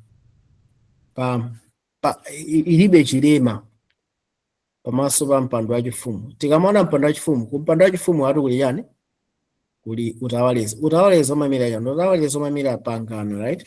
Anthu ambiri akamakamba za pangano amona ngati uno munthu apanga chani, mulungu apanga chani. Imene inayi pangano laka. Kuona tikaona even Genesis, right? Mulungu anapanga pangano ndi dziko. Dziko linapanga chani? Palibe. Mulungu anangolengeza kuti sinzakutumwanso dziko liya ndi madzi. Okay? Pangano munthu otapanga yekha mbali naye inguvomera, right? So tikamakamba za mpando kuli utawaleza kuyimira chipangano chatsopano. Chipangano chatsopano chinatsamira pa chiyani? Chinatsamira ponena kuti mpando wachifumu pali ndithu mizimu isanu ndi iwiri ya Mulungu. Mwanjirena anthu amene akumuyang'ana Mulungu, amene akhala pa mpando wake wachifumu, ndetino anthu amenewo ndiozazidwa ndi mzimu wake wachani wa Mulungu. Mwanjirena anthu amenewo akulamulira, akusogolera ndi Mulungu kudzera mwa mzimu wake. Nkhani yayikulu nditi ndimene. So mwanjirena Mulungu ndi mfumu wawo, ndipo akuwasogozayo kudzera mwa mzimu wake. So anthu awa 144,000 alibe vuto lililonse pamaso pachani pa mpando wachifumu. Now funso ina ndinawo kodi akamati mkamwa mwawo sunapezeke chonyansa, mkamwa mwawo sunapezeke chonyansa akuthandauzanji? Taterengeni Mateyu chapter 12 verse 34-35. Mateyu 12 verse 34-35. Mateyu chapter 12 verse 34 verse 34-35. Akubadwa inu anjoka, mungathe bwanji kuyankhula zabwino, inu akukhala oyipa? Pakuti mkamwa mungolankhula mwa kusefuka kwache kwa mtima. Verse 35. Munthu wabwino atulusa zabwino mchuma chache chabwino, ndi munthu oyipa atulusa zoyipa mchuma chache choyipa. So tikamakamba za mkamwa mwawo munalibe chonyansa, zikutanthauza nawo kuti no Yesu anakamba zonena kuti munthu woyipa sangayankhule zabwino. Okay, ifo yenena kuti no mukuzaza kwa mtima wake mkamwa matani mayankhula. Okay, so munthu wabwino amatusa zabwino za mtima mwake, munthu woyipa amatusa zoyipa za mtima wake. Mwanjena akuruza 144,000 mkamwa mwawo sunapeza chonyansa, ifati no mtima wawo sonyansa. Mwanjena mitima yawo ndimene ayipereka kwa ndani? Kwa Mulungu. Anthu andi obadwa maso pano. Mwanjena kuti munthu akakhale part of 144,000 akakhalenso munthu woti anatani anabadwa komaso pano. So munthu ndi obadwa maso pano ndi Mulungu asimikiza yani pa munthu ande mkamwa mwake simungatuluke zotani zonyasa, angotipanganso point back kuti tikaone mapaderadera uthenga umenewo. So tikafikira apapa chifukwa cha nthawi ndimafuna tikhale ngati sindikuziwa makosa titawapitiriza kapena adukizepo mpakani nthawi yapana pati pangosala maslide ndiyoti 9 sindikuziwa. Brother Bright muti bwanji tipitirize kapena tizapitirize next week? kuzomalizisa sindizowa ina. Okay, apapa power mufoni mwako ilimo yokwanira kuti amaliza? Yeah, ilimo 34. Oh, okay. Alright. Ndipitirizeni. Alright, kumwita timire bombo basi. Alright, athokoza. Okay, so tiene tiyambe lona no mauthenga. So tikamakamba mauthenga angera atatu. Ena amanati lero iwo ndi amene akulalika uthenga angera atatu momwe. Komano tikamaona nthawi imene uthenga angera atatu kulalikidwa. Ni nthawi imene lemba la chilombo lili yani lili nkati. Nthawi yosagula ndi kugwirisira yakhazikisa. Nthawi imeneyo ndi nthawi imene uthenga angera atatu utani ukulalikidwa. Anthu amene akuzalalika uthenga angera atatu ni nani? Ni 144,000. So tiwerenge limene pa Chimuso 14 verse 6 mpaka 7. Munderenge Chimuso 14 verse 6 mpaka 7.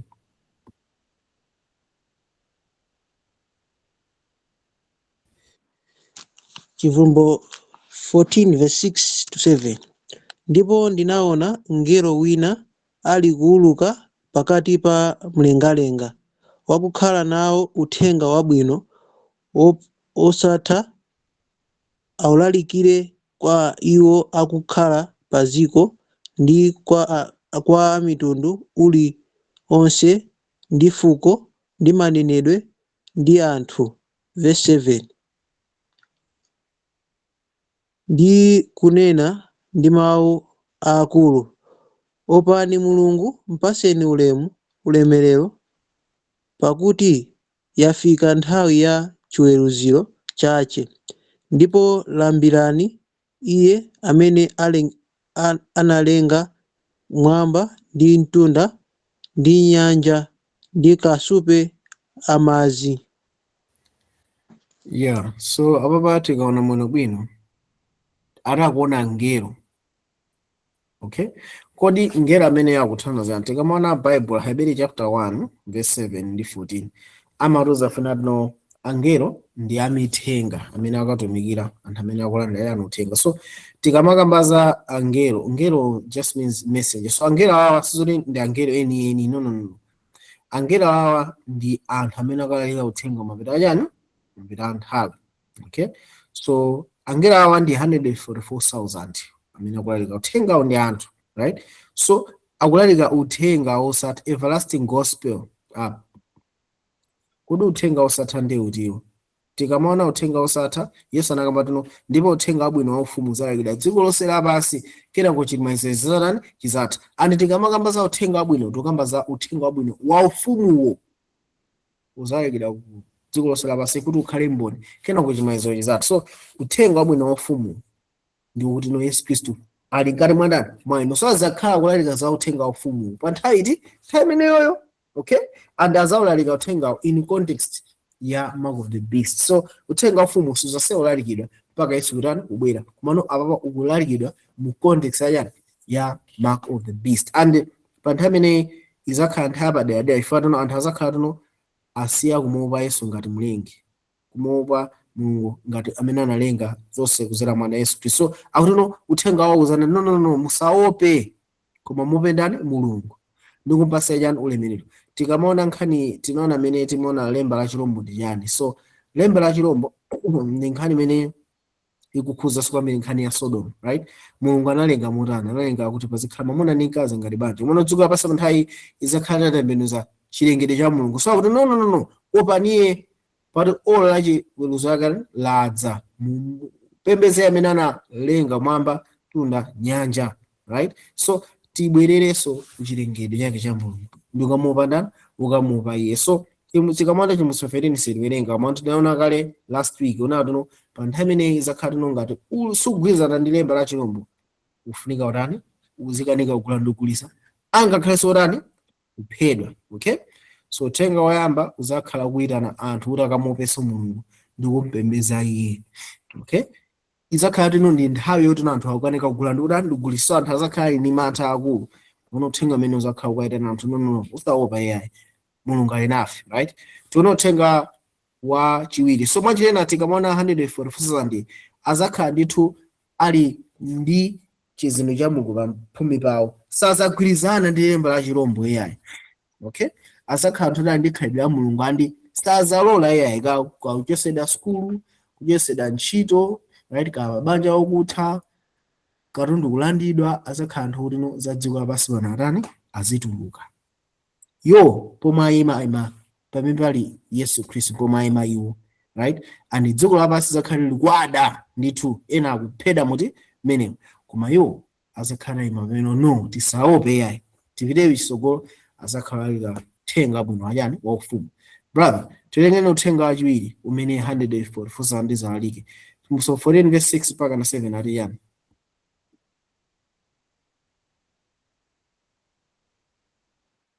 Verse 6 ndipo ndinaona ngelo wina ali kuuluka pakati pa mlengalenga wakukhala nawo uthenga wabwino. Sorry brother, mungolengaji mu 14 verse 8 ndi 14 verse 8 sorry verse 8 uthenga ngelo achili ya verse 8. Ndipo anasata ngelo wina mzake ndi kunena, wagwa Babulo wamkulu umene anamwesako mitundu yonse ku vinyo wa mkwiyo wa chigololo chache. Yeah, so uthenga wachiwiri uzakhala kuchenjeza Babulo adani wagwa.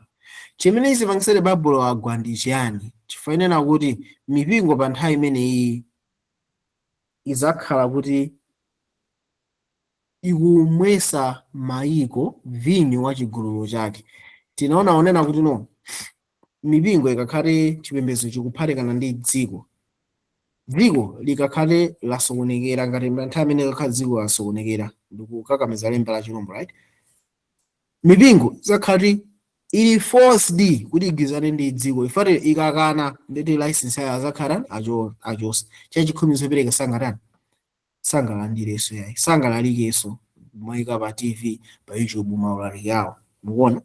So zakhala ngati no azibusa ambiri amene akukhala ndithu moyo wabwinobwino moyo wawo zakhala ngati no uli pa chiopsezo mukuona nkhani imene. So mipingo ambiri ndikhulupirira no izagwirizana ndi lemba la chirombo, okay? And mipingo yomwe izagwirizana ndi lemba la chirombo 144,000 zakhala kulalika kuti Babulo watani wagwa Babulo, and tikamaona Babulo ati ndi mzinda wakulu. Chifukwa chani? Babulo si mpingo umodzi, Babulo ndi mindset, Babulo ndi kaganizidwe kamene kamaphatikizana choonadi cha Mulungu ndikachigulisa kuti akapeze influence ndi dziko. Chimenechi ndine chimaphatikizana mpingo kapena gulu la anthu likhale chani? Babulo. So chimene chichi chiphunzitso chimene chikubwera chifukwa agwirizana ndi dziko lapansi ndi chimene akuti nanu chikupangisa vinyo waukali wachani? Wachigololo, mukuona. So tiona ndithu mu 17 ndikamakamba za kazi wachigololo tiona tuno ndi ndani, koma ndotawerengeni mu 17 verse 5, 6 and 18. Mu 17 verse 5, 6 and 18. Verse 5 ndipo pamphumi pache padalembedwa zina chinsinsi Babulo wamkulu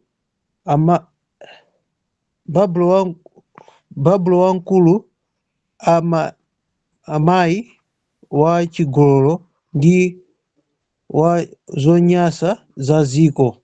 Verse 6 ndipo ndinaona mkazi oledzera ndi mwazi wa oyera mtima ndi mwazi wa mboni za Yesu, ndipo ndinazizwa pakumuona iye ndi kuzizwa kwakukulu. Verse 18.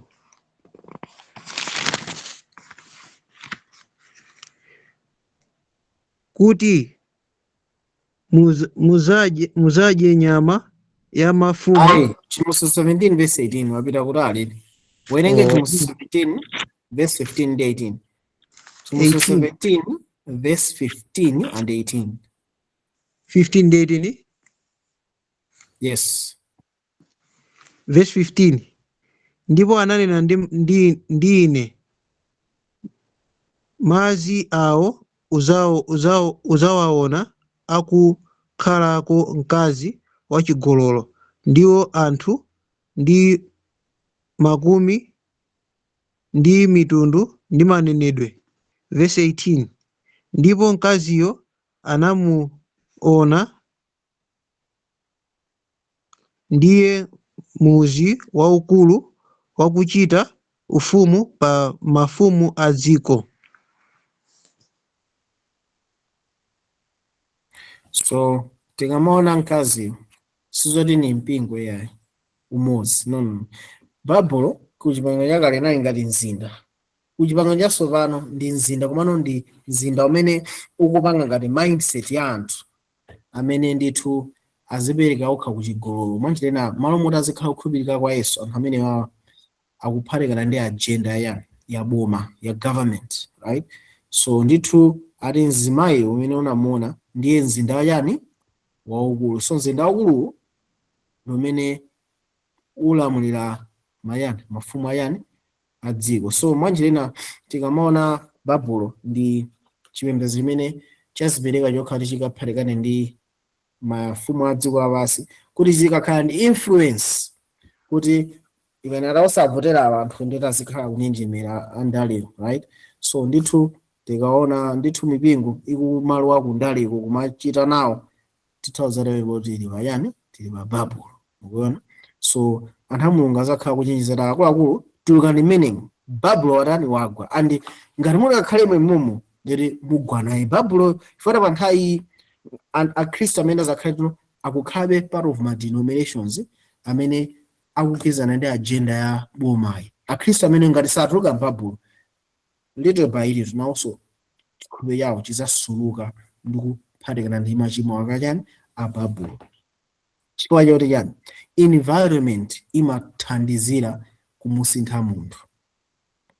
Okay, environment imathandizira kumusintha munthu. So munthu amene ali pamalo pamene gulu la Khristu likususana ndi choonadi cha Mulungu, ngakhale iye akudziwa choonadi cha Mulungu, ngati atakhalebe pompo malingaliro ake, kafisiri kake, experience yake imayambano pang'ono kumatolera chikhalidwe chija, kufika kuti ndi chikhalidwe chimakhano part of him. So Mulungu akususana nawo anthu a Mulungu amene ali mipingo kuti akuluakulu tulukani muti menemo, muona chifatano chiphunzitso chimenechi chikubweretsa ukali, right? So ndithu uthenga wachiwiri ndi wapaderadera. Okay, now uthenga wachitatu ndi umenewu, Chimbuso 14 verse 9 mpaka na 12. Chimbuso 14 verse 9 mpaka na 12. Verse 9. Ndipo anawatsata mngelo wina wachitatu, nanena ndi mawu akulu, ngati wina alambira chirombo ndi fano lache, nalandira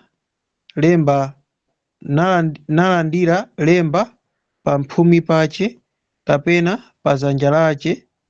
Verse 10. Iyenso azamwako ku vinyo wa mkwiyo wa Mulungu wokonzeka wosasanganiza mchikho cha mkwiyo wache, ndipo azazunzika ndi moto ndi sufuri pamaso pa angelo oyera mtima ndi pamaso pa Mwana Wankhosa.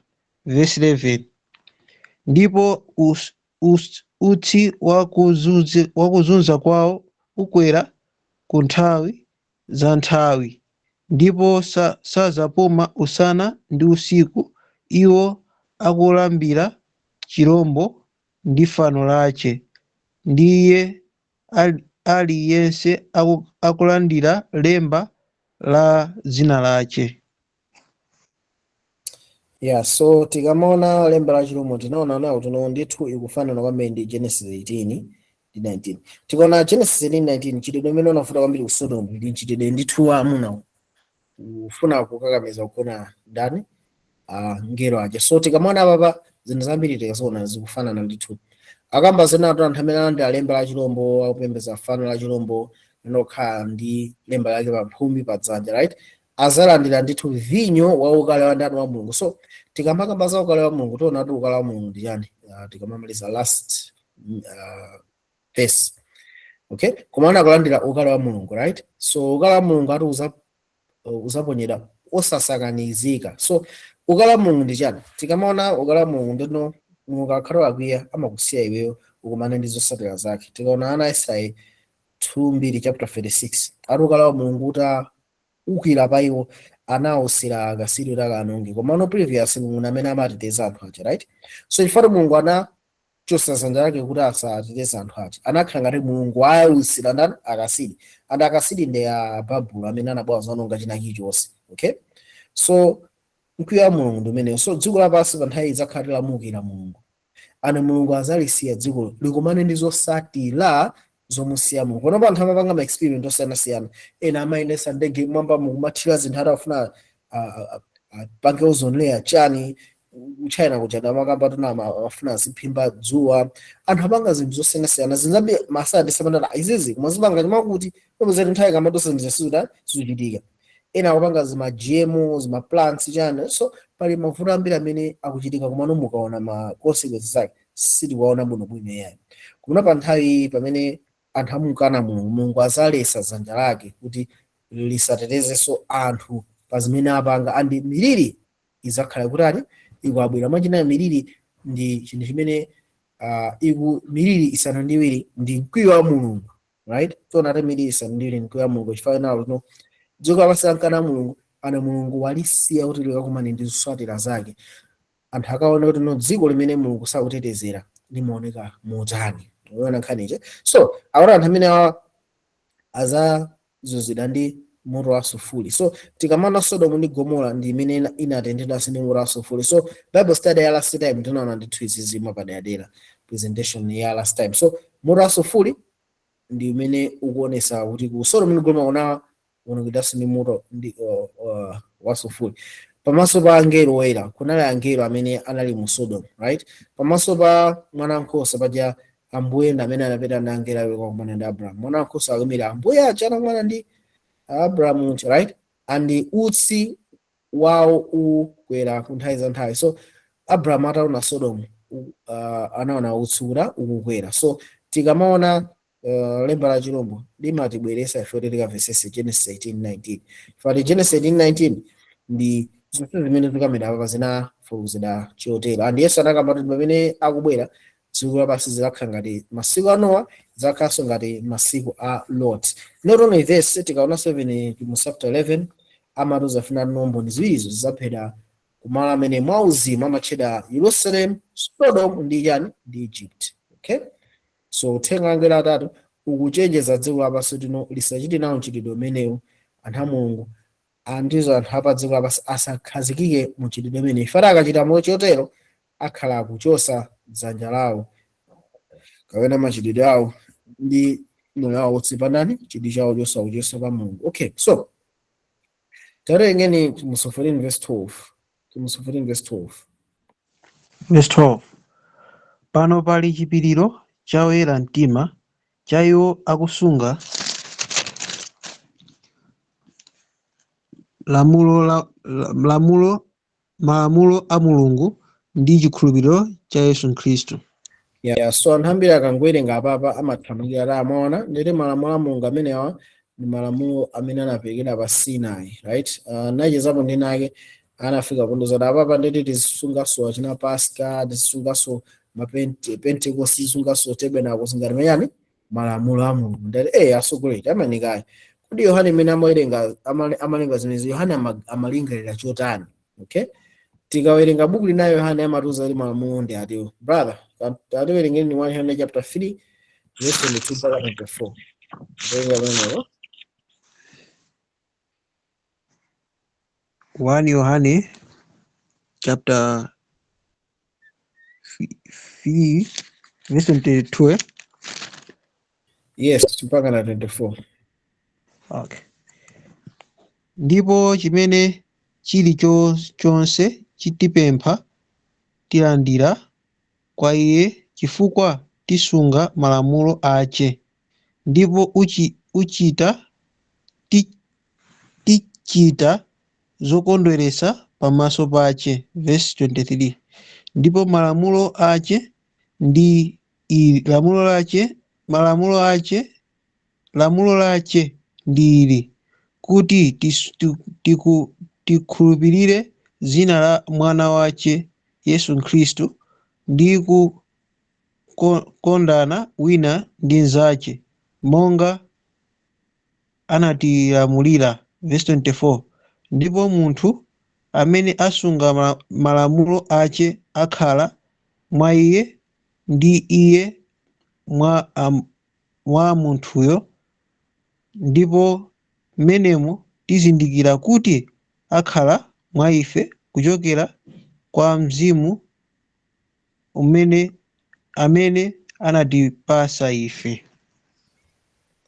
Yes, lamulo lake ndi ili, kuti tikakhulupirire dzina la mwana wake Yesu Khristu komanso tikakondana wina ndi nzake monga anatipasa ife yani lamulo. So anthu amene ali ndi lamulo limene lili, Mzimu wa Mulungu umakhala mwa iwo. Ngati takhulupirira mwa Yesu Khristu amatipasa mzimu wake, andi pamene ndi mzimu wake timakondana wina ndi nzake, timakhala ndi khalidwe la Mulungu mkati mwa mzimu wathu. Koma 144,000 khalidwe silili mwa mzimu mwawo mokha, nonono komanso ipita pamphumi pawo khalidwe ili likuonekera mwapadera kufika poti Yohana kuti awawa ndi chipatso choyamba mwanjena izi sizinachitikepo.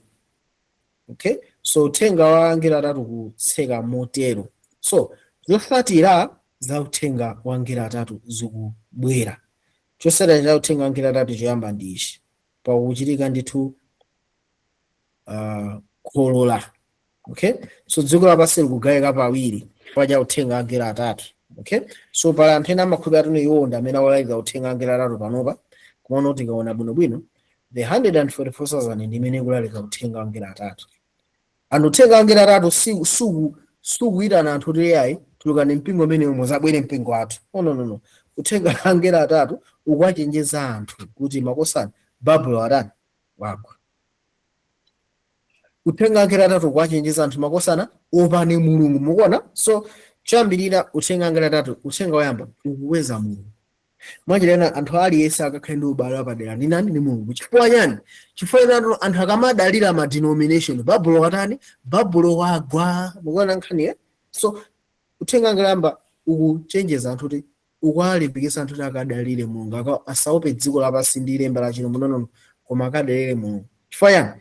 Komwe aliko kwaipa, Babulo wagwa.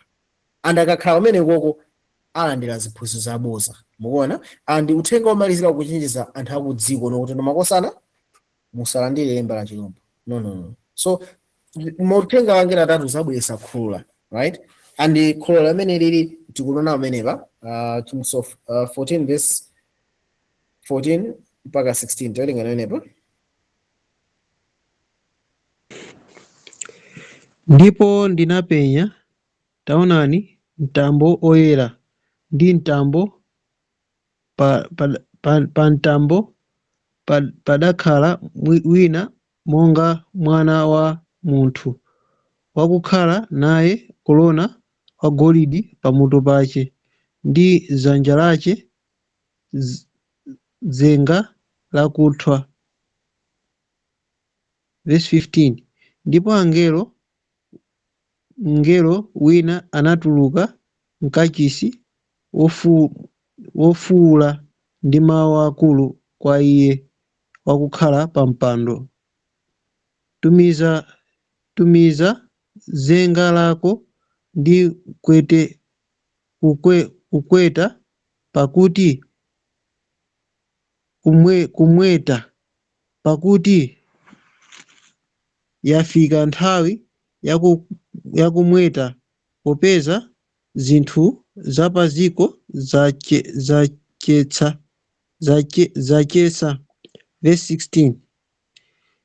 Ndipo iye wakukhala pa mpando anaponya dzenga lace paziko, ndipo zinthu zapaziko zinamwetedwa.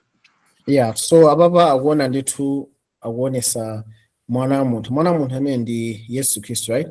Pa mphumbi wake pali ndithu korona manje ina apapa tikupita ku mapeto achani a nthawi. Yesu Khristu akulandira ndithu korona, komano pali china chake chimene chili mdzanja lake akuti dzenga. So tikamaona dzenga ndi imene kalekale amagwiritsa ntchito kumweta udzu. Okay, panopa anthu amagwiritsa ntchito kumweta udzu, komano kwambiri anthu amagwiritsa ntchito kumweta yani mpunga, kumeta kumba, right? So uthenga uchokera kuchani kukachisi. So tikamaona malo oti kachisi amamira malo amene tikuvesesa nkhani yachani yachipulumutso, right? So uthenga no kubwera mufula ra akulu ikani dzenga payani pa dziko ndipo mumwete pali nthawi yatani yadza. So nthawi ya kholola imeneyi ni nthawi yakutha pansi pano.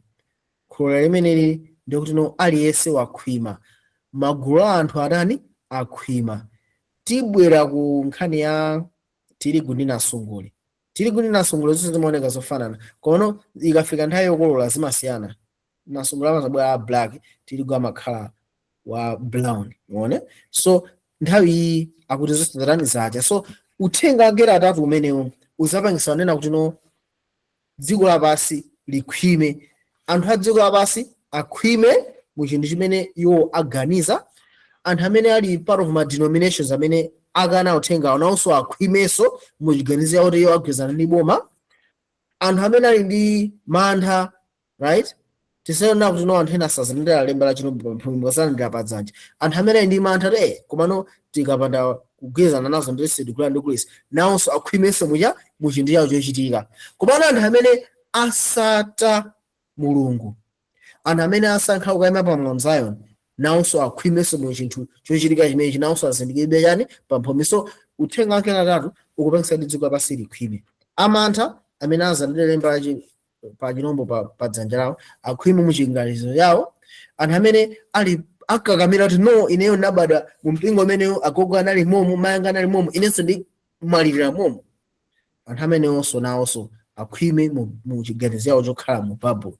Anthu amene ali pa dziko lapansi amene za Mulungu abe nazo ntchito akhwimenso mu chiganizo yawo, alandire lemba la chirombo. So magulu atatu amene awa azakhala akhwima mu chiganizo yawo. Gulu lina limodzi limene lili part of Mulungu nawonso akhwimanso muchiri chimenechi. So iyi ndi kumapeto achani anthawi andi uthenga umenewu ndi umene ukukhala ngati chidzenga.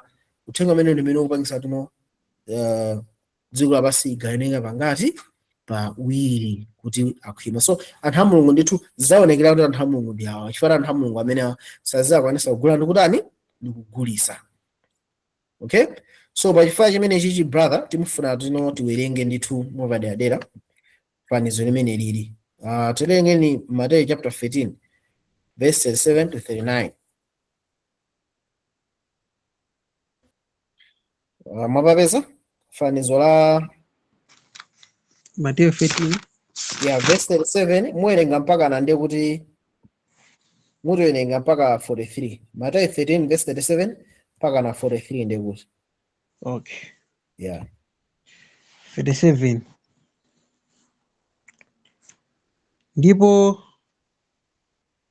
Ndipo iye anayankha nati kwa ofesa mbewu yabwino ndiye mwana wa munthu. Verse 8. Ndipo munda ndiwo dziko lapansi, ndi mbewu yabwino ndiyo ana a ufumuwo, ndi maso namsongole ndiye ana auyipayo. verse 39, ndipo adani amene anafesa uwu ndiye mdierekezi ndi kututa ndicho chimaliziro cha nthawi ya pansi pano, ndi omwe otutawo ndiwo angelo. Verse 40, ndipo monga nasongole anakhazikisidwa pa ziko natenthedwa pa moto, motero kuzakhala chimaliziro cha nthawi ya pansi pano. Verse 41, mwana wa munthu adzatuma angelo ache, ndipo iwo adzasonkhanitsa pamodzi ndi kuchotsa mu ufumu wace zokhumudwitsa zonse ndi anthu akuchita kusayeruzika. Verse 42, ndipo adzawataya iwo ku ng'anjo ya moto, kumeneko kuzakhala kulira ndi kukukuta mano. Verse 43, pomwepo olungamawo adzawalitsa monga dzuwa mu ufumu wa Atate wawo amene ali ndi makutu amve.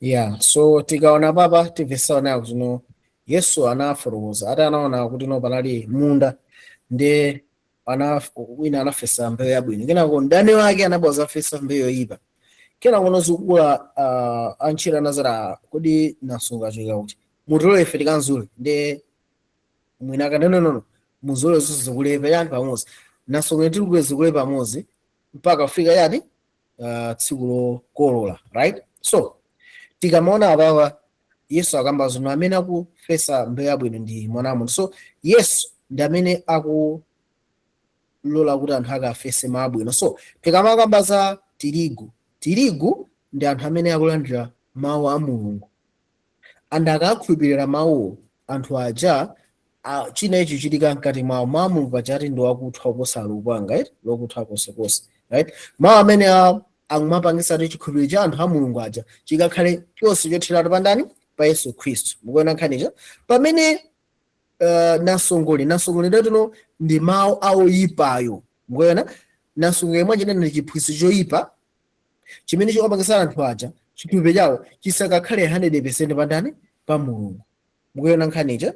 So tikamaona tirigu kumapita nthawi, tirigu akuyimirira mawu a Mulungu amene akugwiritsidwa ntchito makamaka mu uthenga wa ndani wa angelo atatu.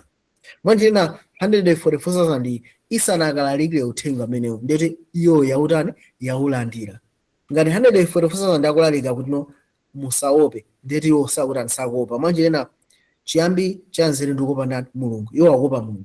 Ngati anatulukani m'Babulo ndeti 144,000 sili mu Babulo, koma 144,000 yayima phiri la chani la Ziyoni, sinatisede ndi yani ndi akaziyo.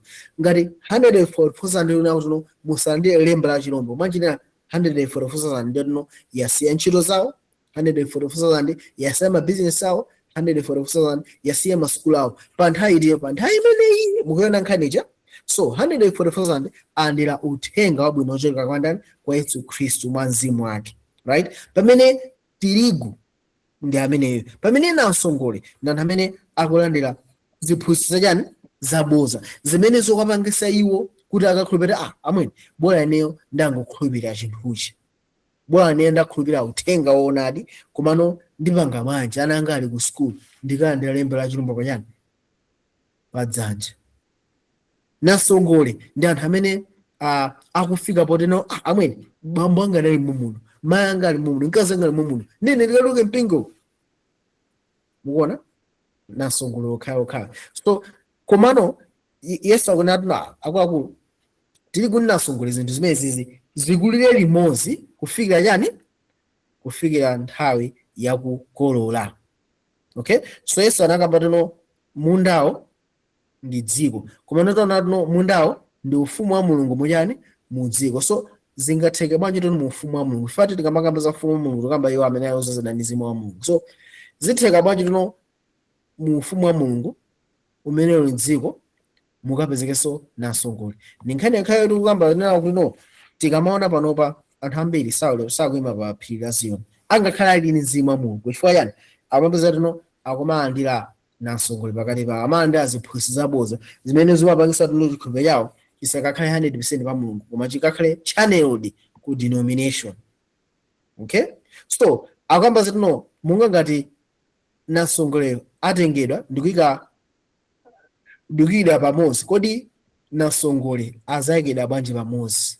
Nasongole azayikidwa pamodzi chifukwa yenena kuti no Babulo akati wagwa anthu ambiri amene amati akumata abusa akuti makuti, kumana aprofetera akuti makuti, kumano conference ili kuti makuti, anthu onsewo azakhala no ayikidwa pangati pamodzi pa bandulo kuti akatani akatenthedwe. So kumapita nthawi zikhaso bwanji chimodzimodzi.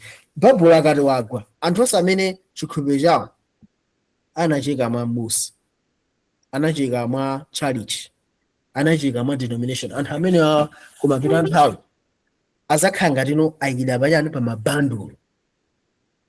Okay, anthu amene yo chimene amavala mpingo wanga malolera za zimenezi. Okay, so akuti no mwana wa munthu azatumiza angelo, mukuona paja kubwera angelo, uthenga angelo angati anaona angelo atatu. Okay, koma angelo atatu ndi angelo odi no angelo amene andi mauthenga amene akubwera ndi anthu a Mulungu 144,000. So kumapita nthawi Yesu Khristu akutumiza angelo atatu. Uthenga angelo atatu ukutani ukupanga zoti no ukazule mu ufumu wake. Mukuona nkhanicha zinthu zonse zimene zitani zili zokhumudwisa ndi zinthu zonse zimene zimachita chani zoyipa. So pa nthawi imeneyi tikuti nasongole kuyendera limodzi, ziphunzitso zabodza, ziphunzitso zolungama zikuyenda pakati pa anthu a Mulungu. Pena paliponso uzipeza ziphunzitso zimenezi, pena paliponso, right? Koma pa nthawi imeneyi Yesu Khristu akuti no akuzula mu ufumu wake ziphunzitso zabodza zimenezi, chifukwa tikuti no uthenga angelo atatu ukabwera ukusesa, ukupangisa tino either iwo okhala Babulo kapena okhala mbali imodzi imene ikuyimira pa Mount Zion. Ngati ukana uthengawo ndeti iweyo uli mbali suliso mbali imodzi ya ndani ya Mulungu. Okay, so uthenga umeneyo uzabwera ndithu mwachindunji, uzasiyanisa azibusa ndi azibusa azinzawo, uzasiyanisa ndithu akhristu ndi akhristu azinzawo, uzasiyanisa mabishopu ka ansembe ndi ansembe azinzawo, kuti ena ayime pa phiri la Ziyoni, ena ayime ndi denomination yawo. Okay, so anthu amene akuza kakamira ziphunzitso za Babulo, amene atazaponyera mujani mu moto kumene kuzakhale kukuta mano. Komano anthu olungama awawa atazawala ngati yani dzuwa mu ufumu wa ndani wa Atate. Mukuona pamenepo. So anthu amene akuwatcha ma 144,000 amene awa azawala ngati dzuwa mu ufumu wa ndani wa Atate wake. Mwanjirena pa nthawi imene ufumu wa Mulungu umene uli anthu amene ulozazidwa ndi mzimu wa Mulungu uzawala kwambiri, fatino uzakhala kuti no aliyense akuchita anthu amene aliukira ndi awo amene sagulandula ndugulisa, anthu awa ali ndi khalidwe la Mulungu, anthu awa azakhala 100% aliyense pamenepo palibe amene ali ndi ziphunzitso zabodza. 144,000 ameneyo aliyense ali tirigu yekha, aliyense ali pa phiri la Ziyoni, aliyense akuyang'ana kuti Yesu akunena kuti chani, sakuyang'anira soti abusa kuti yani, sakuyang'anira soti denomination kuti yani, anthu awa ayima malo amodzi. So uthenga wa angelo atatu ukupanga chimenechi. So tikaona pamene papa mutiwenge Chimuso 14 verse 17 to 20. So kholola anthu ayamba amene akololedwa ndi anthu amene akhulupirira uthenga. So uthenga wa angelo atatu ukazaperekedwa uzakolola anthu ake, azakhala ali gawo limodzi la tirigu. Pamene uthenga wachiwiri uzakhala tuno ukukololanso anthu ena amene akukhala gawo limodzi la ndani la nasongole. Tarenge pamene pa Chimuso 14 verse 17 mpaka 20. Verse 17. Ndipo mngelo wina anatuluka mkachisi ali pamwamba, ali mmwamba, nakhala nalo zenga lakuthwa nayeso. Verse 18. Ndipo mngelo wina anatuluka pa guwa lansembe ndiye wakukhala nawo lamulo pa moto nafuwula ndi mawu akulu kwa iye wakukhala nalo zenga lakuthwa nanena, tumiza zenga lako lakuthwa nudule nansongo matsango am'munda wampesa wa ziko, pakuti mpesa zace zapsa ndithu. Verse 19, ndipo ngelo anaponya zenga lace kuziko nadula mpesa za munda wa ziko naziponya poponderamo mpesa mwamukulu mwa mkwiyo wa Mulungu. Verse 28, ndipo poponderamo mpesa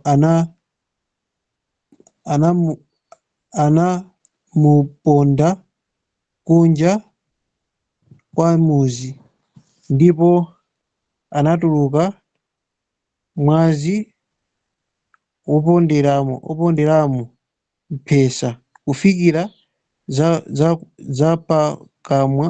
zapakamwa za akavalo kufikira makasidiya 500. Yeah, so ababa tikuonano gawo lina limene likukhololera. So anthu amene akukololedwa potuka ngelo inachoka pa guwa, right? So unata tenga chizinga chako uyike, okay? Akuti ifa tino za mpesa naso zadani zacha, mukuona? So tirigo naye wacha mpesa naso zadani zacha. Aliyenso apanga decision yake. Anthu amene akufuna azigulana ndi kugulisa apanga chisankho chawo, anthu amene akufuna aphakane Mulungu ndi kulekana ndi dziko aphalekana. So kulekana ndi dziko apa zakhala kuti nosukungolekana ndi chiphunzitso, no, monso kulekananso ndi chito zonse za dziko, kugula ndi kugulisa, kupita college ka kutani china yense zakhala watuluka, passport ulibe, china iliyonse national ID china yense watuluka azituluka za dziko, right? Uzakhala uli mu system ina ndani ya Mulungu 100%. So anthu a Mulungu azakhala no acha, komanso anthu a dziko amene apanga compromise nawonso arani acha, right? So anthu amene atakufinyira muchani mu ukale wa ndani wa Mulungu. So akukamba no mpesazo zikufinyidwa pa wine press, manje nena chofinya mphetsa chimene chikufinya zimenezi, komana kukamba no zikufinyidwa mu ukale wa ndani wa Mulungu. So zinazi makababa verse 20 verse siningapangepo comment kwambiri chifukwa no zinazi neyo ndithu tingopemphera Mulungu atipase nzeru zinati zivesese, komano nkhani yakulu kuchidwera pa ndinatu no awawa akukolera ababa ndi amene tingathe kunena kuti ndi chani ndi nasungole, anthu amene sali part of ufumu wa ndani wa Mulungu. So tikamakamba za ukale wa Mulungu, slide yathu yomalizira, ukale wa Mulungu ndi yani? Tawerenga Njombo 15 verse 1. Ndipo ndinaona chizindikiro china cha mwamba ndipo ndinaona chizindikiro china mwamba chachikulu ndi chozizwitsa, angelo asanu ndi awiri akukhala nayo miliri isanu ndi iwiri, ndiyo yosiriza kuti mwa iye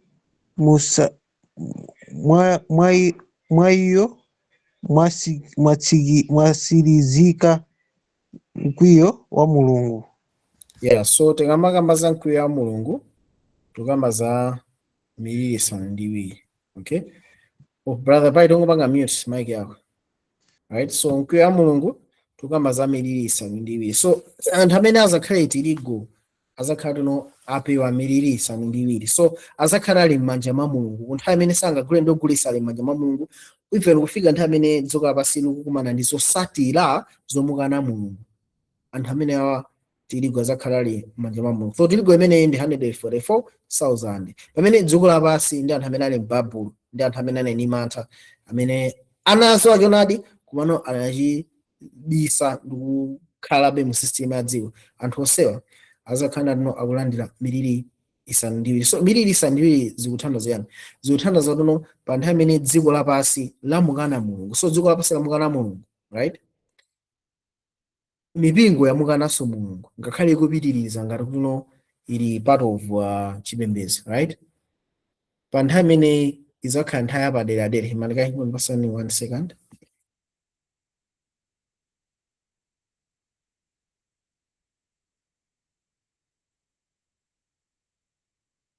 Yeah, pa nthawi imeneyi izakhala nawo tuno chifukwa tuno Mulungu akanidwa. Mulungu sangakakamiza kuti akhale pamalo amene sakufuna, right?